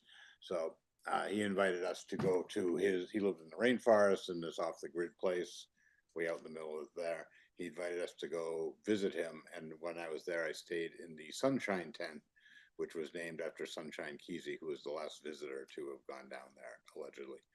So. That's it. And that's right. So it's part of the origination of the name of sunshinejoy.com. Yeah, we were trying to think of we wanted something that felt really good, that when you say it every day, that you have a good feeling. And, love the old fashioned ring. Yes. Hold on. That's all right. Can I call you back in a minute? Yeah, he's kind of live on a show right now, so he's a little busy. Greg, that's pretty funny. How did you go about? I'm guessing because, well, the Dead likes to share their music. I know that, but what about the licensing? Did you have any problem with licensing, or is that all taken care of because of? Back in the day, I worked for the T-shirt company that made that, so I was the one that dealt with the Grateful Dead on a lot of things on the business side of stuff, doing the royalties and things like that. So I knew the people, and when I was with Liquid Blue, I was working with at the end I was working with the Japanese customers, and I was helping them get licenses. So I knew the people. So when I had a product that would fit, it was really easy at that time. It was kind of like a handshake deal. I think it was like the contract was like 4 pages. It was pretty much do these things, don't be a jerk, and pay us. Is that they used to have these big giant contracts, and then they learned that nobody reads them or remembers anything. So let's just have what's important, which was don't be a jerk and pay us. And so it was there, and then it got taken over by Warner Brothers, and now it's like a 40-page contract to get into and stuff. It's a little different. So, but I was grandfathered in. Absolutely. And let's talk about the Dead, shall we? Because that's something we share. I have an appreciation for their music. I never was considered a Deadhead, because I believe you have to drop acid, quit your job, and follow them around the country on a tour. Is that pretty much the definition of what a Deadhead is or was? It's what everyone I say a Deadhead is somebody that dances during space. Like if you go to a concert and you dance during space, then that's it. But it's really anything you want. It's like if you like the music and you get into it. There's really no rules, I don't think, to be a Deadhead. Now, if I remember correctly, yeah, I got that right here. You've gone to a few concerts, have you, of the Dead? Yep. And you only listen to their live concerts if you're listening, on your pods, whatever they are these days. I mean, cassette recorders, podcasts, whatever it is. Why only live? Well, it's different. They were better as an experience. I like live music. Me too. And at home, there's music and noise all around. I like quiet, and so like sometimes because we get so bombarded with things, and if I'm gonna have like Grateful Dead is just so much better live. I'm not saying that I'll never listen to it, but I go to somebody's house and they're like, "Oh, Greg's here. Let's put on Skeletons from the Closet." I'm like, "No, that's okay. What I want to hear new music. I also like new music. I'm a big fan of the symphony, and I'll go to the symphony and like at the Dead show, and I don't know I've never heard what they played before. I make it a point not to like listen to that piece. Like sometimes I go when I know what it is, and that is good, but It's something new, and I think that's how it's how you bring the creativity in, is by not having that. I don't need, like when I ski, I'm friends with one of the other licensees, the guy that made the first Grateful Dead T-shirt sold in the parking lot, and he skis, and we go skiing out in Colorado, and he has the headphones, and he's like, "What are you listening to?" And I'm like, "I don't know. I'll listen. What are you listening to? Tell me the name of the song, and I'll play it in my head, and I'll ski down, and that way I can change the tempo to match the moguls." And then at the end, I'll finish the song, and and then you can tell me another one in the next run. Yeah. So what was your favorite concert that you attended of the Dead? Of the Dead. Oh. I don't know. It's tough. It's tough to pick one when you like them all, right? Yeah, each one has a different thing. I liked the Highgate, the first year of Highgate up in Vermont, because it was empty and weird, and I liked the second year of Highgate because it was super crowded and jam packed. I don't know. Each one has I would say the early Hampton Coliseum shows were always fun. And since Jerry's passed, the Dead Again group does tour, and John Mayer has taken over his role. Am I right? Yes, he did. Yeah, he took the lead guitar. Yeah. And I got to tell you, most of the people that I hung out with at that concert thought he did an amazing job. What's your opinion? Does John Mayer live up to the Jerry Garcia input? I think he's a great guitarist, and he fits in there. I think comparing that, I don't do the whole. This is like Jerry Week. We don't do any promotions about Jerry. We try not to bring his name into the business. So okay, but have you? I would be comfortable talking about. When I go to the Dead and Company shows, I love the music, bringing it back. It was what it was. It was awesome. It's keeping the music alive, and I think the music never stops, and we'll just keep going in a different way. Absolutely. And eventually I'm going to ask you your favorite. Is there a favorite song, or do you just like the whole package? It's like there's in different kind. I like Terrapin. I like I don't know. I have many favorites. The music never stopped. You mentioned that. That's a great tune. That was not necessarily one of my favorites, but like Eyes of the World is a favorite, kind of like mellow one, and The Wheel is a great song, favorite one, and When the Eskimo is always awesome. It's like it depends on the time. My friends on that was it's funny because my friends will go oh, this is my favorite song, and then they're like, well, 10 minutes ago you said the other one was your favorite song. I'm like, no, this is my favorite song right now. That's right, and that's how it's supposed to be at a concert too. And hopefully they all play that. Is there any piece that you've created that you're especially proud of, or do you just at this point you're delivering consistency, which I know as a performer or as an artist, what everybody strives for? Oh, that is a tough question. It's like I'm kind of on my own personal art. I'm at that stage where the stuff that I did earlier, I don't like anymore. Okay. And personally don't like it, but there's one Ring of Water one. I did that one in an afternoon and ended up winning a Visionary Artist Award for it. And that's what got me. That's when that was in the G. Scott B period. I did that. Entered one piece into the contest, won first place, then was Artist of the Month for Aura magazine, and over the years it's on a whole bunch of things, and it was because I planned on it. I'm going to sit down at the computer and make this piece of art, and I made 4 pieces of art that day, and they all sell about equally, but for some reason that is the one that I gravitate to. So, well, congrats on that award, for sure. When at this point, one of the things about being an artist, whether that's a performer, a musician, a painter, a computer designer, whatever art form it takes, okay, is the fact that sometimes, you know, they're not able to make a living. How successful is and you don't have to give me facts and P&Ls and all that, but are you able to make a living with the designs you have, and are you doing pretty well? When I started, and when in our best years and our best ones, I've been working with other artists. Like, I was not the artist, I was the business guy, and Yep. I would work with artists, and I would say, this is what people want, or this is an idea, or something like that. And I became an artist out of frustration, because I would deal with artists and they're like, oh yeah, tell me what you want and I'll do that. And if you need changes made, and I'm like, okay, yeah, I want to have a blue sailboat. And they come back with a red panda bear.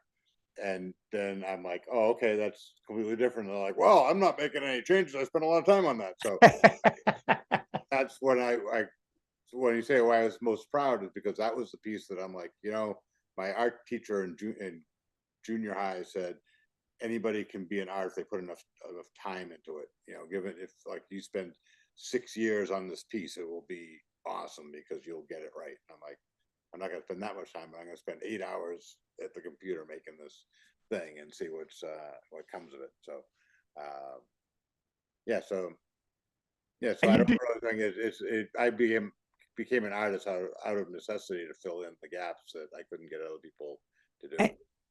And your company's doing okay. Yeah. We've been around 21 years. Yeah, it's Great. Yeah. And where can people find it? Go ahead. This is the time where you get to plug your website and where you might be exhibiting. In all the friendly neighborhood hippie shops around. All the best head shops carry our stuff. And if they don't, then go to sunshinejoy.com and they have them there. But we try to make it the best place to get our stuff is in the head shops. Now, I'm not a big fan of classic art. I like the Impressionists and all that, but I love contemporary art because of the colors blending, and you know, tie-dye, it fits perfectly for this because it's always colorful when you design something with a tie-dye, right? It can be. They do some ones that are like tie-dye camouflage. And that it's like on our tapestries, that's what makes our tapestries different, is that most of the Indian, when they made in India, the inks that they use, the traditional ones, are a lot duller and they're a lot cheaper. And the guy that we have uses like a lot brighter one. That's what allows the 3Ds to really pop and to have a wider variety of colors and vibrancies in the tapestry designs. Well, there you go. All right. Well, Greg Burbank of sunshinejoy.com. So appreciate you sharing some of your artwork with us. We've been seeing it as we talk, and I really appreciate you taking the time out to join us here on Green Rush Live, because we are here every Friday afternoon from 4 p.m. to 6 p.m. Eastern Time, right before the regularly scheduled We Talk News at 6 o'clock. So, Greg, best of luck to you. We're going to take another break, come back on the other side. Don't go away. Green Rush Live continues after this.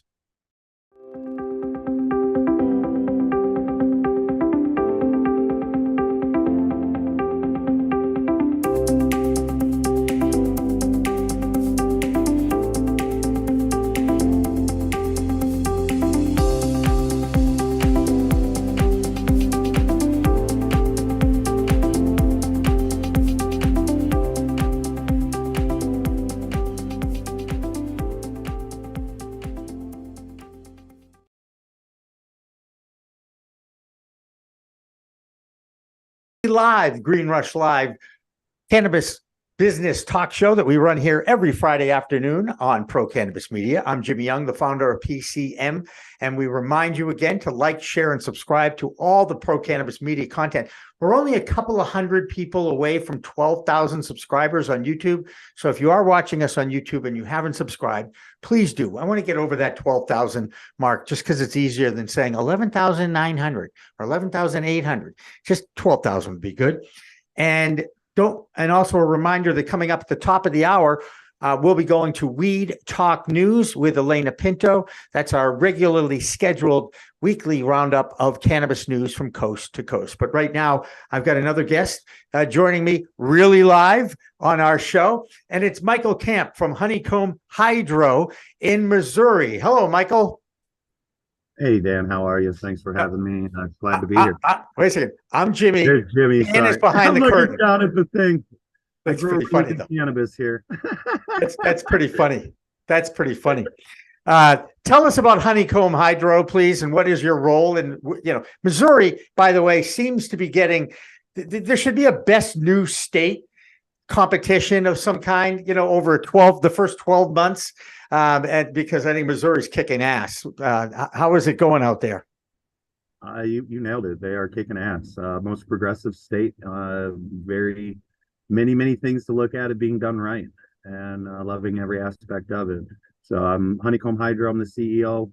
It's a Web3 marketing company that's cannabis centric. Used to have to. I've been growing for 25 years. Used to have to hide and do it, and now can promote and do it, and raise the waters of the industry of both cannabis and crypto is what we've delved into. Being able to translate education, entertainment, and knowledge of the plant, while fighting the stigma of it, saving people's lives with it, and being able to make new history on what is the ledger called the blockchain. So happy to, with Missouri, licensed cannabis cultivator and patient, of course, just with the legislation of if you need some cannabis, you're 21, come on over to Missouri. They happily welcome you, and so many other more. We could talk for an hour about just the amazing legislation here in Missouri and how it actually helps the patients themselves. Speaking of legislation, we spent the first half hour talking about Minnesota, which is the 23rd legal state. They just came on board. They've done a lot of things that a lot of states did not embrace in the first go round with legal laws. One, of course, is the home grow. Does Missouri have home grow? Oh yeah, you can. It's probably one of the most progressive as well in the nation. And hang on a second. Veg, 6 and 6, but 18 plants. 6 and 6. Okay, just like Massachusetts. All right, that's cool. That's cool. And do you know how many dispensaries are now open in Missouri by any chance? I'm not sure what that number's at. I know a few days ago they're at like $4 million a day as a state. So how many ever? They're all happy. But you know what though? That's a great stat. And we got one from Maryland, and we got one from Maryland, and one other state. But I just wonder if there's like an index, right, that we could compare every month. Hey, who led the nation in cannabis sales this month, and what was their daily sale? You know what I mean? These are the things that aren't happening in the industry because it's so fragmented with 23 states and 23 different states of rules. It's still the most challenging thing that I've ever done in my life. How about you? How about you, Michael? I guess there's some. Go ahead. It's 100% challenging. Absolutely. I found like with implementation of blockchain and new tech and changes in legislation, like with the DEA now stating federally that seeds are hemp, right? The people say little things like that. It's massive. It doesn't matter how small. Is a massive movement forward, and it invokes change. So it was harder back in the day because I had to hide more, right? Now I can be more open. I can leverage what I used to do as skin in the game, if you will, and the know-how on it. And it's very nice to be able to embrace what I used to have to hide, and really empower the level of what the plant can do in this amazing new change of a world we live in. Fantastic. And joining us now is your guest, Michael Gassen. He's with Nrvna Farms. Nrvna Farms, right, Michael? Yes, it is. Yes, I am. Okay. And was Nrvna one of your favorite groups, just perhaps? Growing up, I was influenced by them, but it actually has to do with I had someone explain to me the Nirvana, and it went back to the Buddhist, and it went back to the meaning of the word itself. Okay. And it's about the experience. So it's about making sure you have a good day, you are share with other people, and at the end of the day, we keep a smile on your face. There you go. Well, I certainly like that. I like to walk around with a smile on my face. And I also tell people that I work with on camera, I said, a smile makes it just more welcome to people, because if you go up to someone and you don't know them and you're really serious, they're going to punch you in the mouth, as opposed to, hi, how you doing? Hey, yeah, good to see you. Michael, tell us about Nrvna Farms. And the other Michael Kamp told me that you're in the Bay Area, San Francisco. Yes, I am. We're in the Bay Area, San Francisco, pretty much what a lot of people call the birthplace of some of this cannabis. I won't say it's the original birthplace because I believe that there's many others that could be Africa, Afghanistan, so on and so forth. But it's one of the places where you have things like the Grateful Dead and many groups that have come here that have supported cannabis over the many, many years. And we've had the luxury of having the Emerald Triangle, which is the sun is a little closer to the earth, and just some positive things happen in Humboldt County, where many of the great strains have been produced and the birthplace of. Yeah. And there's a lot of, not controversy, but a lot of news coming out of California about how that state was doing fine with just a medical program. And I believe that it did start in the Bay Area in San Francisco. But now that the adult use has entered the market in California, there aren't a lot of people who are very happy with how it was rolled out. What's your opinion about what's been going on in your state as far as the adult use side of things goes? The best way I can describe that, it's an absolute hot mess.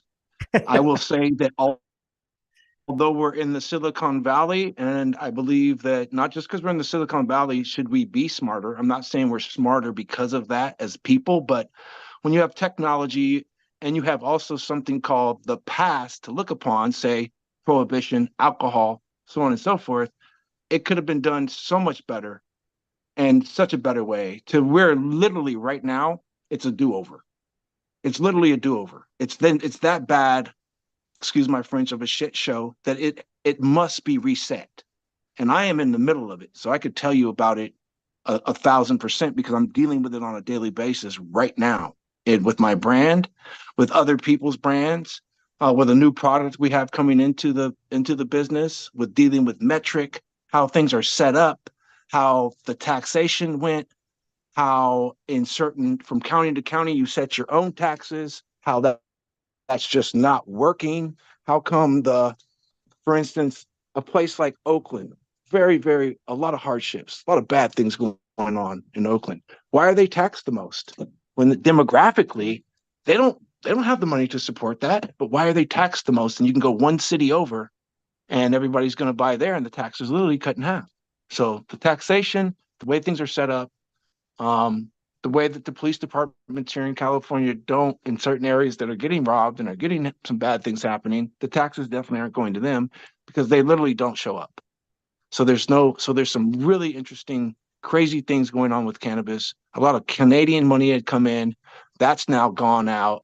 I unfortunately have been able to sit and watch some of the companies that say brought in 20, 30, $50 million, had all these crazy titles, and they tried to approach it with the software as if it was a tech company. And let's apply those same ways that we marketed and just threw money at stuff and did this and did that. Well, they're out of business now.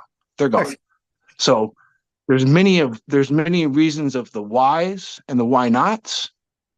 And then it's also the wild, wild west in a lot of ways because people are bending a lot of rules. And then you have the whole setup.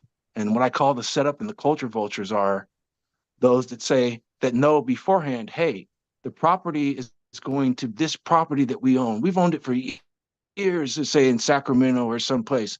Let's have our friends put it in the green circle. So there's certain properties where you have to have a property in that circle to have a cannabis business. In order to get the cannabis business, you have to have that established that where's your license going to go to? And that license can't move from that address. So if you and I own that real estate, we can somewhat have a stronghold on what's going on there because, oh yeah, you can get a license and it's this cheap and this, that, and the other, but your monthly lease is $10,000, where every other thing in that area used to be $4,000 or $3,000. So there's many people putting a hits on different spots and wanting their money because they see it as the green rush, and it's just killing the whole thing.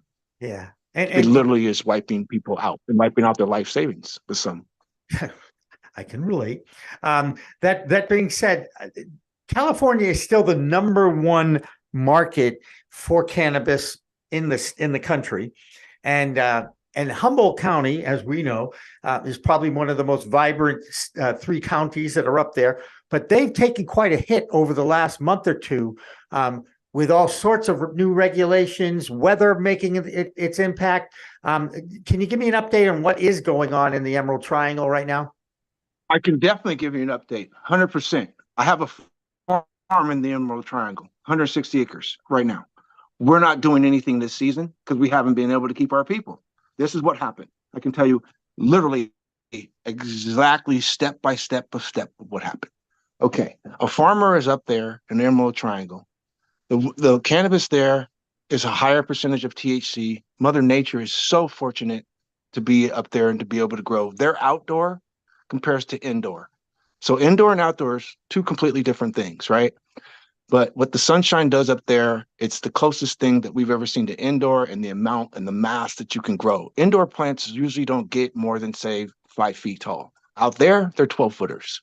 So one plant can produce 2 or 3 or 4 or 5 times as much as a plant indoor. But indoor, there's no pesticides, there's other things. But my point of bringing that up, it's just such a great place out there in Humboldt. But what happened was, I believe, and and I know that this is actual factual. If you can imagine Toyota coming into the car business, and they're going to make cars, they're going to make them better than Ford, they're going to make them better than everyone else. And what they're going to do is they're going to sell them at cost. They'll say, we're going to eat soup for the next 5 years, but we're going to get rid of all this other competition. That's what happened to those farms. And I was part of that. So the price, the stores say, although the stores are still going to sell it for a lot, they all come together. And now they're at the mercy of also the distro in the store. In California is one of the only states you have to have a distro to sell it to. The distro is going to want 10 to 20%. The tax on the cultivation on top of that was supposed to be paid by myself, not the grower. It's me because I'm buying it to sell it. So a pound outdoor used to be around $800. It plummeted to $200. It cost us $300 to grow it. Ooh. That I know. There you go. I know that's good. So those numbers. So imagine those numbers. So that continues to happen. I know 5 farmers that were doing great because they were able, before it became where it became legal here in California, a pound from outdoor from up there in Humboldt, and they were doing great without this. And you'll know why right now. The cheapest you would be able to get it for was $1,000. That was the greatest deal ever. Average price, $1,600. Good, super good stuff, $2,000 and up. Plummeted to $200 a pound. Yeah. They had to walk away. Yeah. The whole thing they had to leave. And then it's just not helping. All this stuff where they say they want to help the social equity people and they want to help this and they help that. That's a facade. They don't want to help anybody. This is a money grab. And when they collect, they said, we're estimating collecting $200 million in tax this year. Well, they ended up collecting $460 million. And they put none of that back into, say, making sure the police departments, making sure the regulations are up. How about going back through your taxation? Oh, the tax is too high now. Because imagine that $200 pound now having a $160 tax on it. It makes sense. On top of that, do you think it's the government, both local, state, and federal, that are trying to make it as difficult as possible to actually be a viable business, a legal business in cannabis?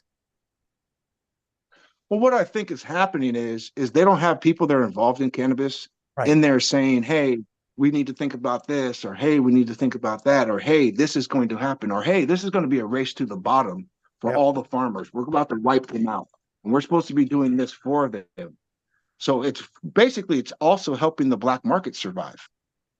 The black market's doing great thriving. Right now. Actually, the legacy market is thriving. It's doing great. And I'll tell you why. I can answer that question as well too.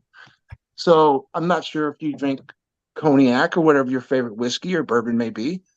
We know that how does a cognac that doesn't advertise survive? For instance, let's say Ferrari or Rolls Royce. There's cognacs and there's drinks that are like that. In cannabis, everything, that's another thing about Humboldt. They take pride in what they're doing. They're not trying to grow it to sell to 800,000 people. They didn't need to do that. So the product is better. The product on the black market is better than anything or most of the stuff. With my case, I have not just, I'm not trying to be special, but I really take a lot of pride in it. I say, I don't need to be in 800 stores. I'd rather be in 100 stores that believe in my brand. The customers really like what I have. And I see our stuff as fine cognac.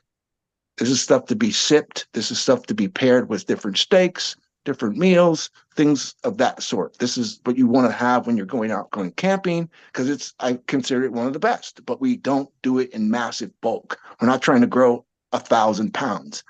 That's what most are trying to do now, because your margins, business, so on and so forth, but it's completely messing up the stuff, because now they're growing it on that scale. They don't have enough people to make sure all those are great. Imagine doing Folgers coffee beans. Well, they probably get those from a lot of different growers, so they can go out and make sure all those are perfect, and those growers take pride in it. And then they have all the different flavors of coffee and the strains and Starbucks and all these different things.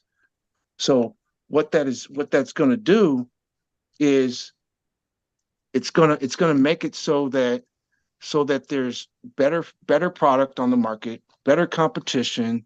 There's more competitiveness. And now for the stores, there's not that great of product in the stores. And that's unfortunate. And that's because the stores also don't want to pay a lot of money. They're worried about their margins now and their stuff. So the stores that have better stuff, for instance, you don't see cookies in all the stores anymore. You just don't see that because they're in their stores, and they're going to just be in their stores. And if you want cookies, you got to come to their store to get it. And that's the way it's going to go, and that's Hey, when it's going to, that's how it's going to stay. Go ahead. I want to get Michael Kamp back in here, because when you hear the nightmare that has been California since they went adult use, and you're in a state that seems to just be chugging right along with no, how is supply and demand? Do you know what the cost of a pound is in Missouri right now? Yeah. Oh, Michael may know that. That's who I'm asking. Michael Kamp. Michael Kamp. Yeah, it's fun. A couple of Michaels in one place. Yeah, it's no problem. But yeah, Jimmy, I don't know the price per pound here. Being a medical grower myself, I pay time roughly. All right, I'm a good grower, great genetics, some marketing things. I leverage ways to where I get to do a lot of testing and in turn save a bunch of costs. So I found ways, and then I'm finding ways, for veterans and other aspects of individuals who need that medicine, and doing testing of capabilities of the lowest cost on end to create the medicine that's needed, right?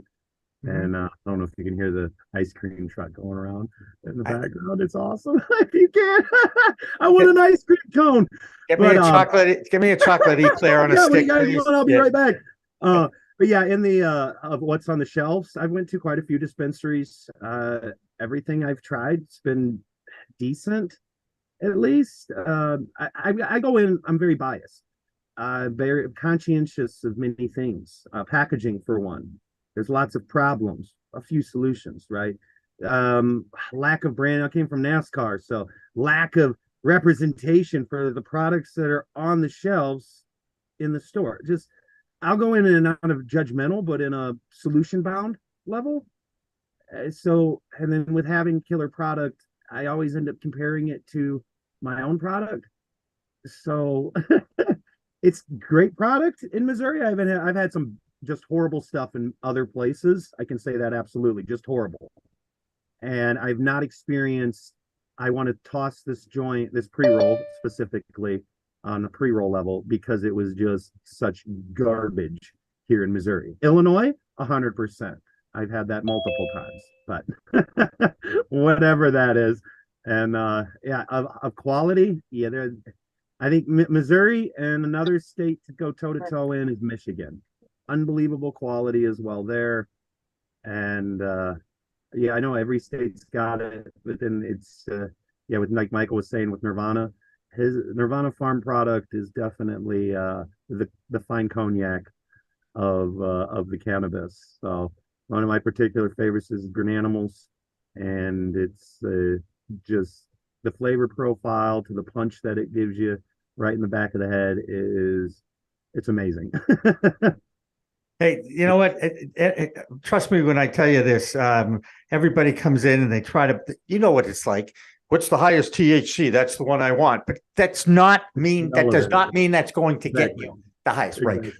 It's the terpenes. It's the terpenes and the trichomes. Now, I see it. I see a little graphic there with the Nrvna on it. What is somebody else with us? That's Michael's account. He might have jumped in on his iPad or another phone. Oh, okay. That's actual Nrvna Farms. All right. Yeah. No. That's kind of funky, and I love his description of what's going on in California. Are you confident that the state and the people in it, Michael Gassen, that they're going to get it right, or at least they'll come out with something that is workable? Yes, I believe so. Okay, 100%. Okay, go ahead. We are working right now. It is working. I am daily in the field. I don't know if Michael told you, I also have a new product coming into the cannabis world that's never came into the cannabis world before. It's an oral graphic sublingual. We feel it's going to be very successful. It's infused. It goes underneath your tongue. It doesn't go through the intestines of your stomach, so you feel all the medicine a little faster. How do you titrate? How do you take that? Is it dropper? Take it orally. Yeah, I know, but is it a dropper or a spray? It's a under the tongue. So it's an oral thing. No, I use a spray under the tongue. That's where I'm going. Okay. All right. And by the way, I think microdosing, controlled microdose, is going to be the future of somehow. Oh God, we lost our friend from Nrvna. Yeah, that's right. So the other Michael Kamp, are you seeing the different products coming out now for Missouri? I mean, that's where what Michael Gassen was talking about is, we're bringing, this is something new to the market. Or are you just living in the pre-roll flower world, maybe an occasional edible? What's the focus in the marketplace as far as the ways you can titrate and take it? Yeah, I mean, definitely, I'm always going to be a flower guy. That's my preferred. The new age and a lot of the ones we need to impact and educate about the plant itself. It's concentrates, right? For medicinal aspects, and maybe you don't want to smoke a whole joint, and you just need that one little dab, right? And things of that such. I have some topical creams and some RSO capsules and a lot of different levels of things. When I need it, I'm able to do it. And then, like you were saying with THC, it's terpene profile. I've got about 70 strains I've created, but what I use on a daily, I use about 5 to 7 strains a day. And it gets me to not have to have, 10, 12, 14 medications. So it's a happy trade. Now, like with what Michael Gassen was talking here with Tasty Tags is the sublingual application. Right when he dropped off, you were saying, and that's where another with like Michael, edibles, you don't have to worry about the sugars. You don't have to worry about food allergies. You don't have to worry about a lot. Yeah, he said it was an orographic, or it's where you can graphical item, you can print on it. So they've got the patent rights to actually print on these Tasty Tags. So maybe it's a UPC code you scan that tells you exactly what it's in. Maybe it's a logo for a basketball team that's going to be coming out soon. Maybe it's your brand. In the world that we are with Honeycomb Hydro, and we haven't touched on it all. We built the first decentralized metaverse in the world. We took a lot of virtual environments, put them on a lot of virtual places, and we connect Web 2 and Web 3. So things like this, Twitter, Facebook, stuff you're used to things you haven't experienced, and we smash them together, and we take live events and put them in the virtual, and the virtual reality, augmented reality into the live events.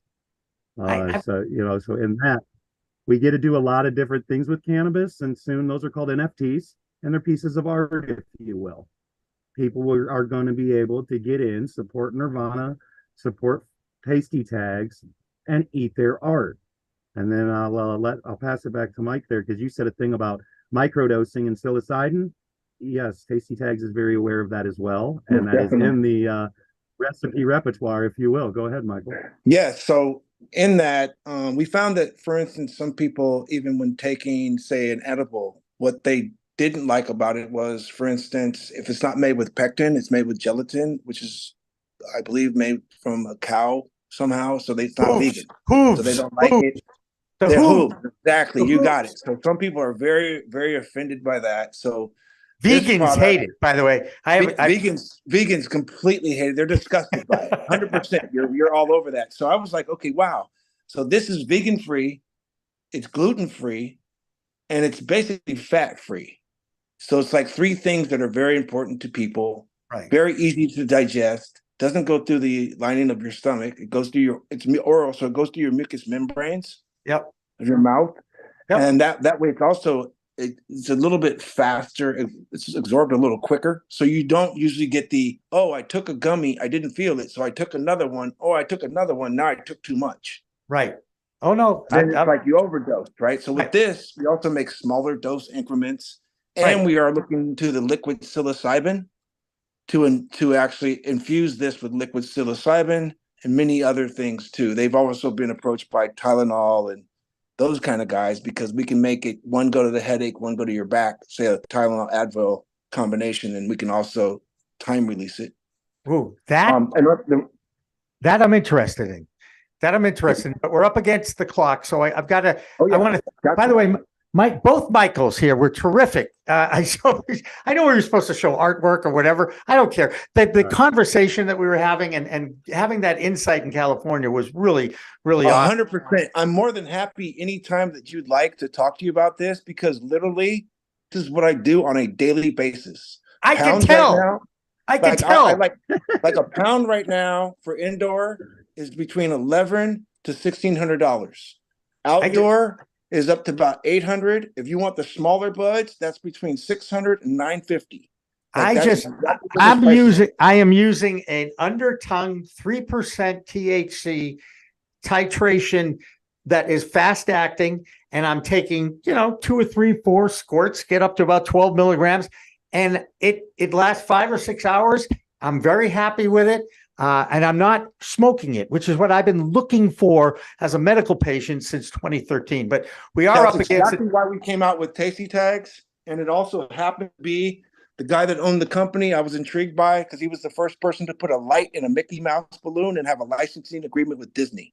Whoa, I like that. We'll get to that story the next time you come on, Michael Gassen. Michael Kamp, thank you as well, guys. Thank you very much. Appreciate you having us. Absolutely. Have a wonderful day. I love people who love to talk about weed. That is what we do here. Anytime. That's going to wrap up Green Rush Live for Friday afternoon. Please stay tuned for Weed Talk News with Alaina Pinto. And remember, it's a whole new world of weed out there. Use it responsibly. Thanks for watching. Thanks for listening. Coming up on Weed Talk News this week, the big merger between Cresco Labs and Columbia Care blows up. 7 illegal dispensaries are shut down across the Empire State, New York, while the city continues to struggle with illegal legacy operations that are bypassing the new laws. In the meantime, the legal market in Maryland is thriving after just one record month. Ohio gets the signatures they needed to get adult use sales on the ballot. Plus, former pro wrestler and Minnesota Governor Jesse the Body Ventura is getting into the weed business in the land of 10,000 lakes. All that and coast-to-coast cannabis news coverage on Weed Talk News with Alaina Pinto. Next. We are Pro Cannabis Media.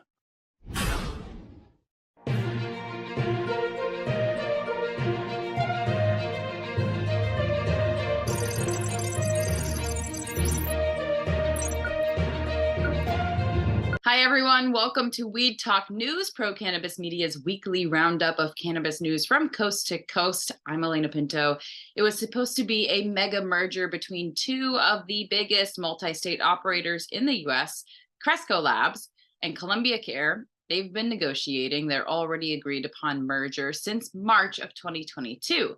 The expected $2 billion deal was broken up because of the overall downturn of the industry. The deal with Sean Diddy Combs is off as well. So the big MSOs don't get any bigger.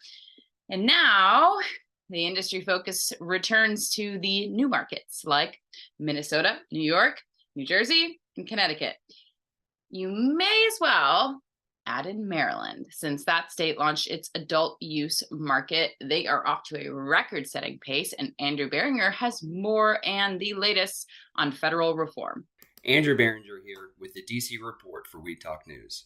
In federal news, Congress began its recess on July 31st. They are scheduled to return to the Capitol on September 5th, hopefully to pass the Safe Banking Act. Fingers crossed. In Maryland news, Maryland's first month of adult use cannabis sales are in. In the month of July, Marylanders spent a total of $87 million on cannabis, averaging about $2.8 million per day.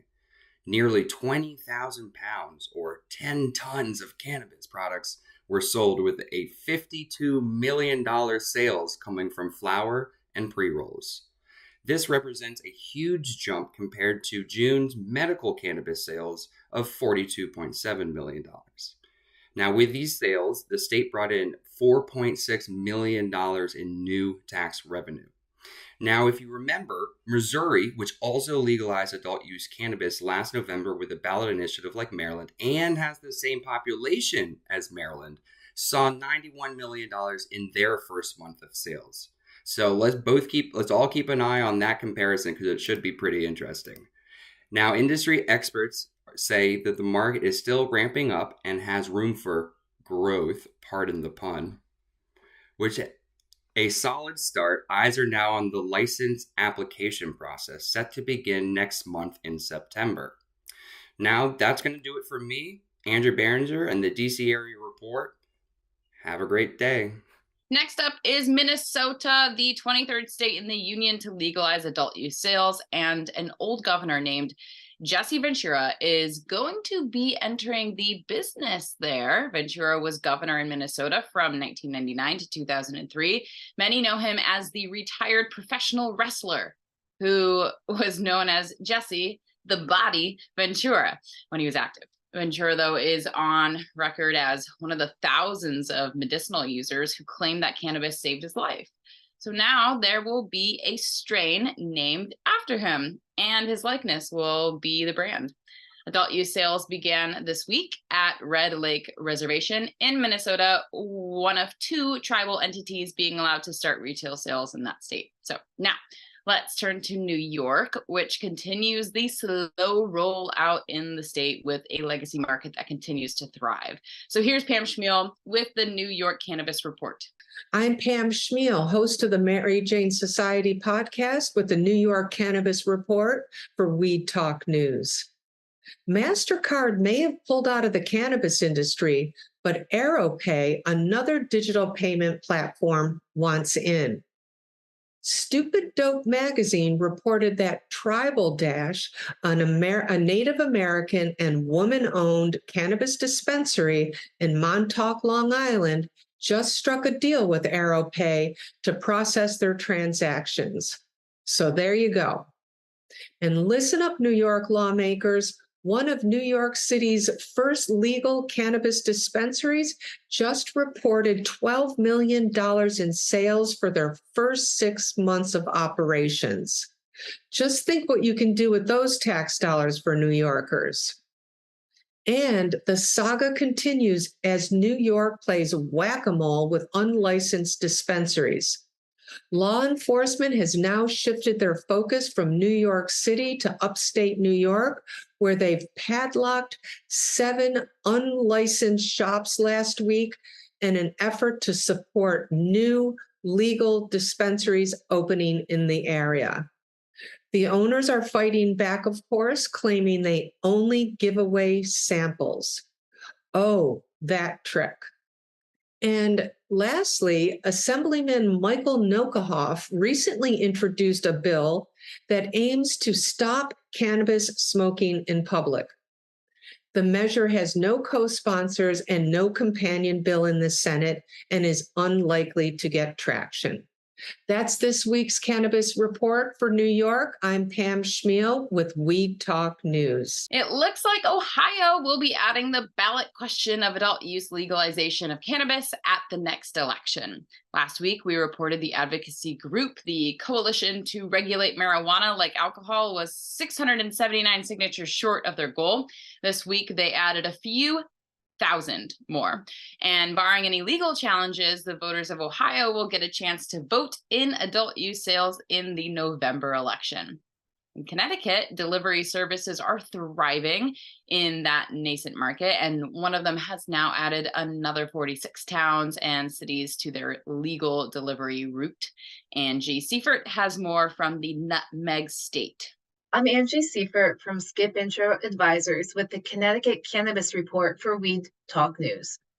When Connecticut's first cannabis delivery service began operating in June, it served only 5 towns. Now more than a third of the state could order cannabis delivery to their door. Green Coach Delivery, currently the only operating cannabis delivery service, is now in 46 Connecticut towns and cities.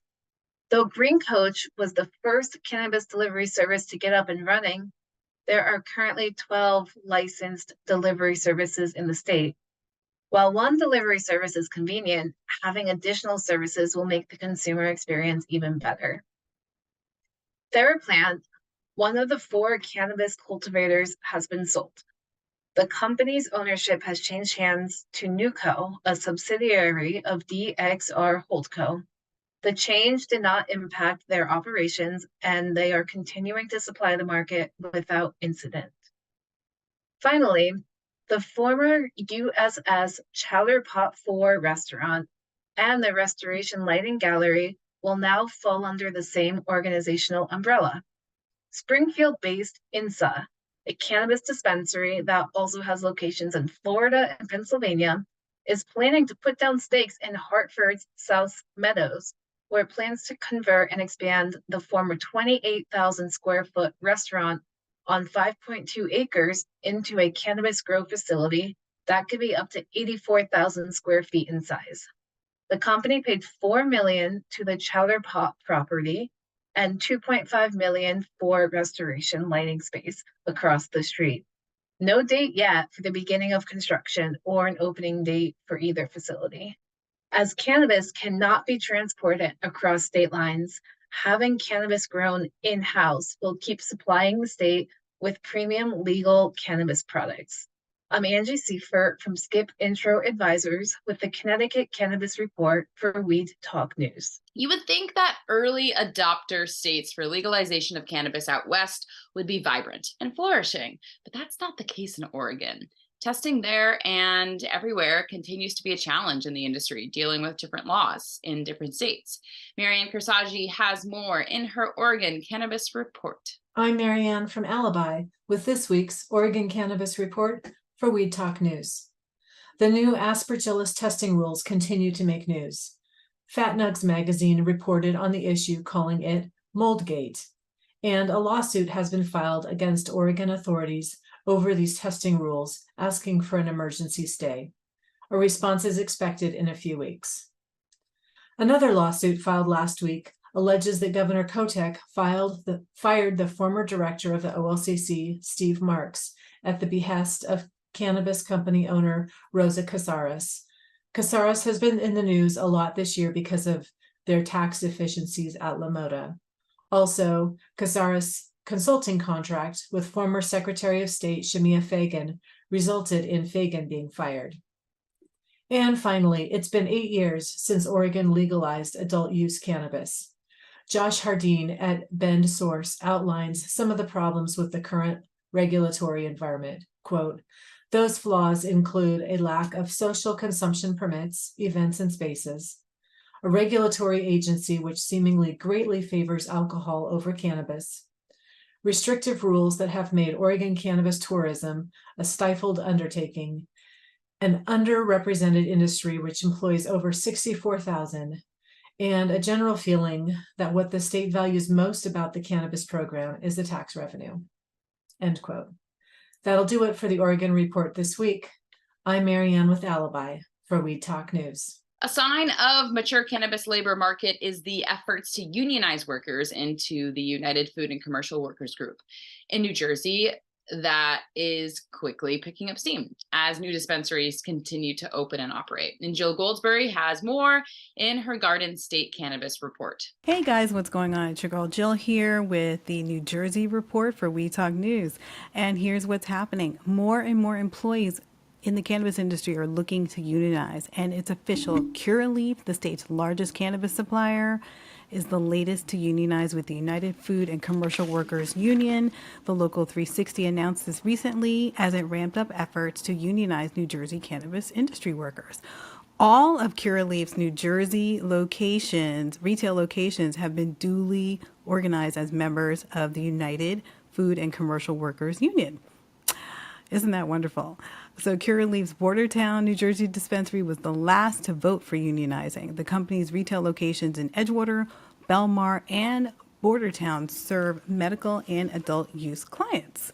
Particularly New Jersey's union, the United Food and Commercial Workers Union Local 152 for New Jersey has advocated for social equity and cannabis policies in the state since the medical dispensaries opened. And most recently, the union negotiated a 3-year deal for employees of the botanists, helping to secure better wages for those employees. So that is definitely something that we are happy to hear about.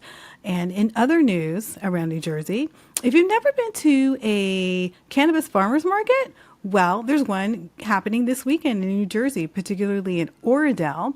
It's being presented by Weed and Wellness and Project Flex. You could spend time in the morning getting a good workout with them, anywhere between 9 a.m. and I believe 12:30, and then shop your favorite farmer flowers.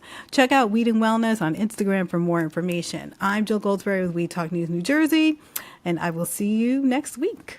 Oklahoma continues to be an interesting study on how not to introduce a new controversial product like cannabis into their state. And the Supreme Court there heard arguments about whether an arbitrary increase in fees is constitutional. Well, the head of the Oklahomans for Responsible Cannabis Action is named Jed Green, and he thinks this is a political conspiracy to eliminate the medical cannabis business altogether. It's just another example of the stigma that this industry deals with on a daily basis. But in Arizona, expungement of past cannabis offenses is becoming the centerpiece of talks that probably will end up in that state Supreme Court at some point. So here's Karen Black with the latest from Arizona. I'm Karen Black from Greenfinger Consulting with the Arizona Cannabis Report for Weed Talk News. Expungement is a key component of cannabis law reform at the state and federal levels. A Phoenix man serving a 16-year sentence for selling an ounce of weed was denied expungement despite a May 30th ruling by the Arizona Court of Appeals expanding eligible cases to include possession for sale. Trent Budida has already served half his sentence and was denied clemency in 2022. His legal battle is somewhat of a test case among others in the state court system regarding Arizona's vague expungement laws. In cannabis business news around the state, New York-based Green Rose Holding Company foreclosed on all its assets, one of which was True Harvest Holdings. The Arizona cultivator was acquired by Green Rose in January 2022 for $57.6 million and is now part of Nuco DXR. Nevada-based Story Cannabis Company is getting bigger. They just acquired 4 Nations Medicine locations and licenses, 2 in Phoenix and 1 each in Glendale and Tolleson. Story's Arizona operations now comprise 11 retail locations and 2 cultivation facilities. Apparently, a lot of pot smokers are moving to the Grand Canyon state. Between 2021 and 2022, Arizona ranked 3rd in the nation for population growth. And in the first 9 months of 2022, Arizona's adult use market saw a 55.3% increase over the year prior. Coincidence? That's this week's Arizona Cannabis Report. I'm Karen Black from Greenfinger Consulting reporting for Weed Talk News. Never a dull week in California. It's still the nation's #1 cannabis market. But applications for licenses are down in that state, and medical patients are upset, and corruption and the whole process continues. But Alaina Pinto has more from the Golden State in her California Cannabis Report. I'm Nrvna Farms reporting for PCM with this week's California report for Weed Talk News. On August 2nd, the Department of Cannabis Control put out a news release about their intent to prepare an environmental impact report for licensing of cannabis cultivation in Mendocino County. Public commenting on this proposal is now open and it ends on August 31st, 2023. This proposal comes on the heels of the end of the state's provisional licensing in June 2023, leaving most of the legacy market losing hope and holding the bag. In other news, Ease, a California-based multi-state operator delivery service, and the company TechCrunch formerly predicted would become the Amazon of weed, is at the center of yet another lawsuit in the Golden State. Ease launched in 2014 and merged with Green Dragon, a multi-state operator, in 2021. The lawsuit filed by Green Dragon accuses Ease's board of directors of intentional and malicious concealment of the delivery company's financial condition in order to finalize the company merger. The lawsuit also claims Ease of renting out their licenses, which is a violation of the Department of Cannabis Control. Once valued at $700 million with more than $255 million in total investment capital raised, the lawsuit accuses Ease of being so low on cash that is now pending insolvency. Corey Azaliano, the CEO of Ease and named defendant, has denied this claim. The lawsuit also names the billionaire founder of Netscape, James Henry Clark, and his longtime business partner, Thomas Jermoluk, who owns at least 35% of the company and sat on the company's board via a shell company until February 2023. That's this week's California Cannabis Report. I'm Nrvna Farms from PCM reporting for Weed Talk News. On the international scene in Europe and in Canada, we do have two correspondents who keep an eye on a couple of legal countries. So in Europe, cannabis continues to be a hotly debated subject, even though Luxembourg joins Malta as the only two countries who have adult use available there. But Debbie Facey is in Canada. We'll hear more from her and Lex Pelger, who is in Europe. I'm Lex Pelger from White Whale Creation with this week's European Cannabis Report for Weed Talk News. Luxembourg becomes the second EU country to end cannabis prohibition after Malta. The new law allows for adults to possess up to 3 grams and grow up to 4 plants in a secure location in their home. However, public consumption remains prohibited. The government notes that the move is a public health campaign to reduce health harms and combat criminality. Buying and possessing more than 3 grams of cannabis could be punishable by a prison sentence of up to 6 months. In Albania, the parliament legalized medical cannabis despite harsh opposition. In the country once known for the illegal trafficking of cannabis, the vote allowed for the limited and controlled growth of cannabis plants. The details of the medical cannabis regulations remain unclear, but the government believes that allowing for the limited production of cannabis can boost tax revenues. Finally, in Israel, access to medical cannabis has been widened. Doctors will be allowed to prescribe cannabis for a much wider array of conditions, and the patients will no longer need to apply for a special permit to use the medicine. However, doctors still need to receive specialized training in order to prescribe cannabis, and patients will still need to pay a fees up to $100 to utilize the program. That's the European Cannabis Report for this week. For more on the science side, see my newsletter on Substack, Cannabinoids and the People. I'm Lex Pelger from White Whale Creations reporting for Weed Talk News. Another volatile week on Wall Street as cannabis stocks are going in both directions, up and down. You know that. Here's our man, High on Wall Street, Doug Miller. I'm Doug Miller from High on Wall Street with this week's cannabis stock report for Weed Talk News. Columbia Care announced they were going to voluntarily delist common shares from the CSE. That's the Canadian Securities Exchange.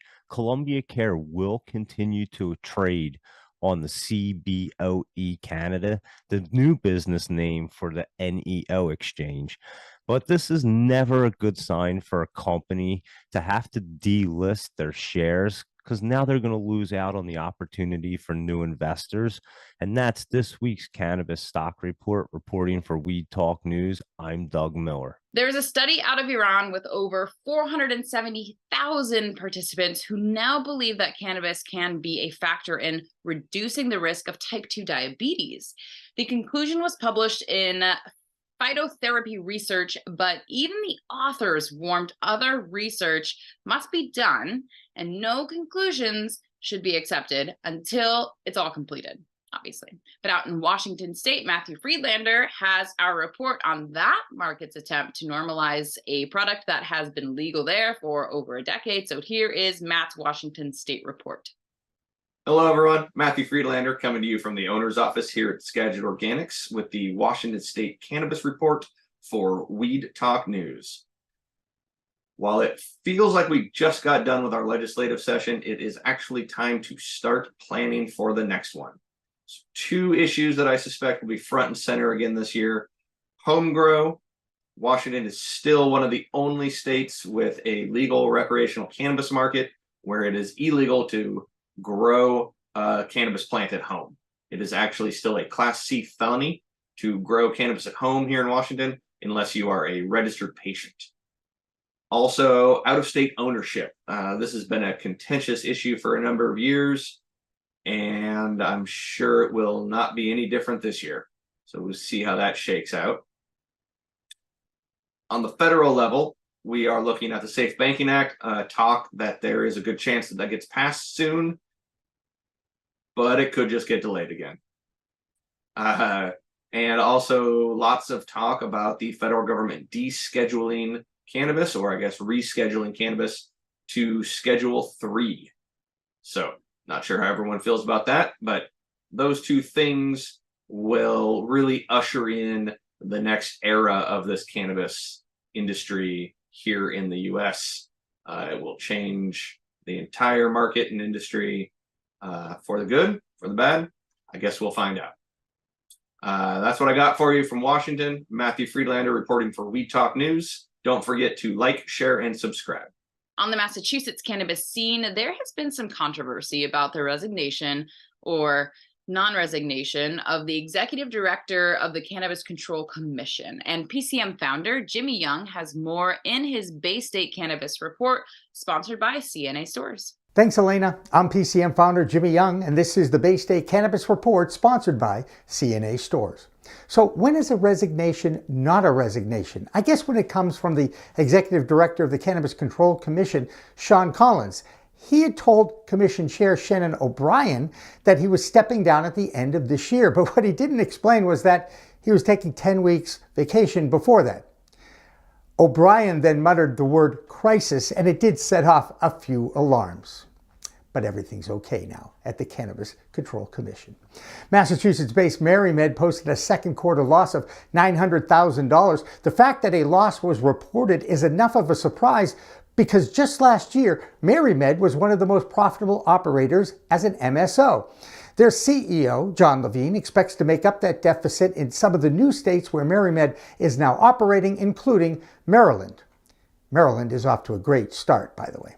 With the tax-free holiday on the horizon for August 12th and 13th in Massachusetts, don't expect that to apply to your cannabis medicine or your adult use cannabis. It's all grouped in with alcohol, cars, boats, meals, and utilities. In fact, anything with a price tag of over $2,500, you can't get a break on your taxes. That's why they call Massachusetts Taxachusetts, right? Anyway, that's the Bay State Cannabis Report for this week, sponsored by CNA Stores. I'm Jimmy Young reporting for Weed Talk News. Live from the Summit Lounge is supported by CNA Stores in Massachusetts, a veteran-owned and family-operated dispensary in Amesbury and Haverhill. It has the best selection in the state and a dedication to the community north of Boston. And finally tonight, the saga of legalization in Thailand. And you know, in most Asian countries, cannabis use and possession can actually lead to a death penalty if caught. But in Thailand, they actually have been encouraging their people to try it by sending out clones to all of their citizens. Of course, those that are 21 and older. But as you might suspect, Thailand's leniency on cannabis has increased the tourist industry there, with many Asians coming in to try it for the first time. However, they are also warned to not bring it back with them, especially in communist China, where you can still get the death penalty if possessing or using the plant medicine inside the borders. It's a good lesson to learn and to remember if you are planning to travel or traveling, so use it up before you go to the airport. Okay, that's Weed Talk News for this week. I'm Alaina Pinto. Remember, it is a brand new world, a whole new world of weed out there, so use it responsibly, and we will see you next time.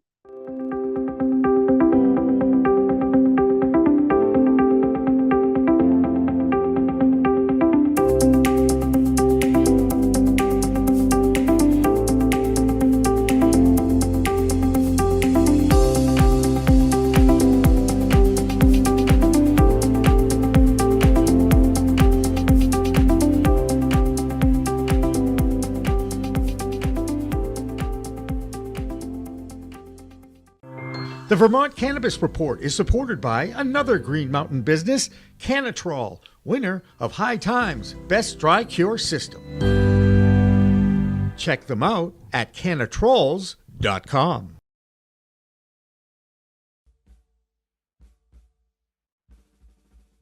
We are a cultivation through to consumption lifestyle brand for the cannabis industry. Of course, the crown jewel in our product line is the Armoire home grow system.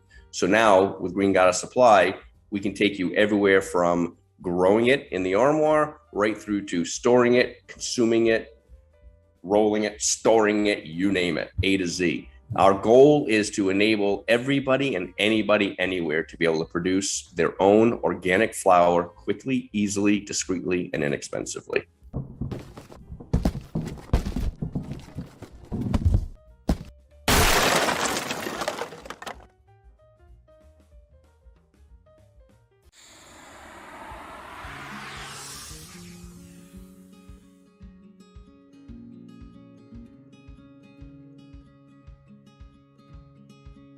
You would think that it is. However, there's quite a bit of debate right now in the accounting industry when it relates to cannabis with this exact question. I'm part of a few different networking groups that are solely accountants for cannabis companies. And there's been quite a bit of back and forth in those communities and discussion regarding whether 280E, if it went away, if the administration legalized cannabis or took it off of Schedule 1, what would happen? And it could go either way right now. The debate is it can make the accountant's life much easier. That's what a lot of the inexperienced accountants are saying right now, it seems, whereas the accountants that have been in this industry for a while and have gone through the same thing that happened with hemp a few years ago are saying that it actually will make lives more difficult, because when hemp became declassified a while back, the accounting became more complicated.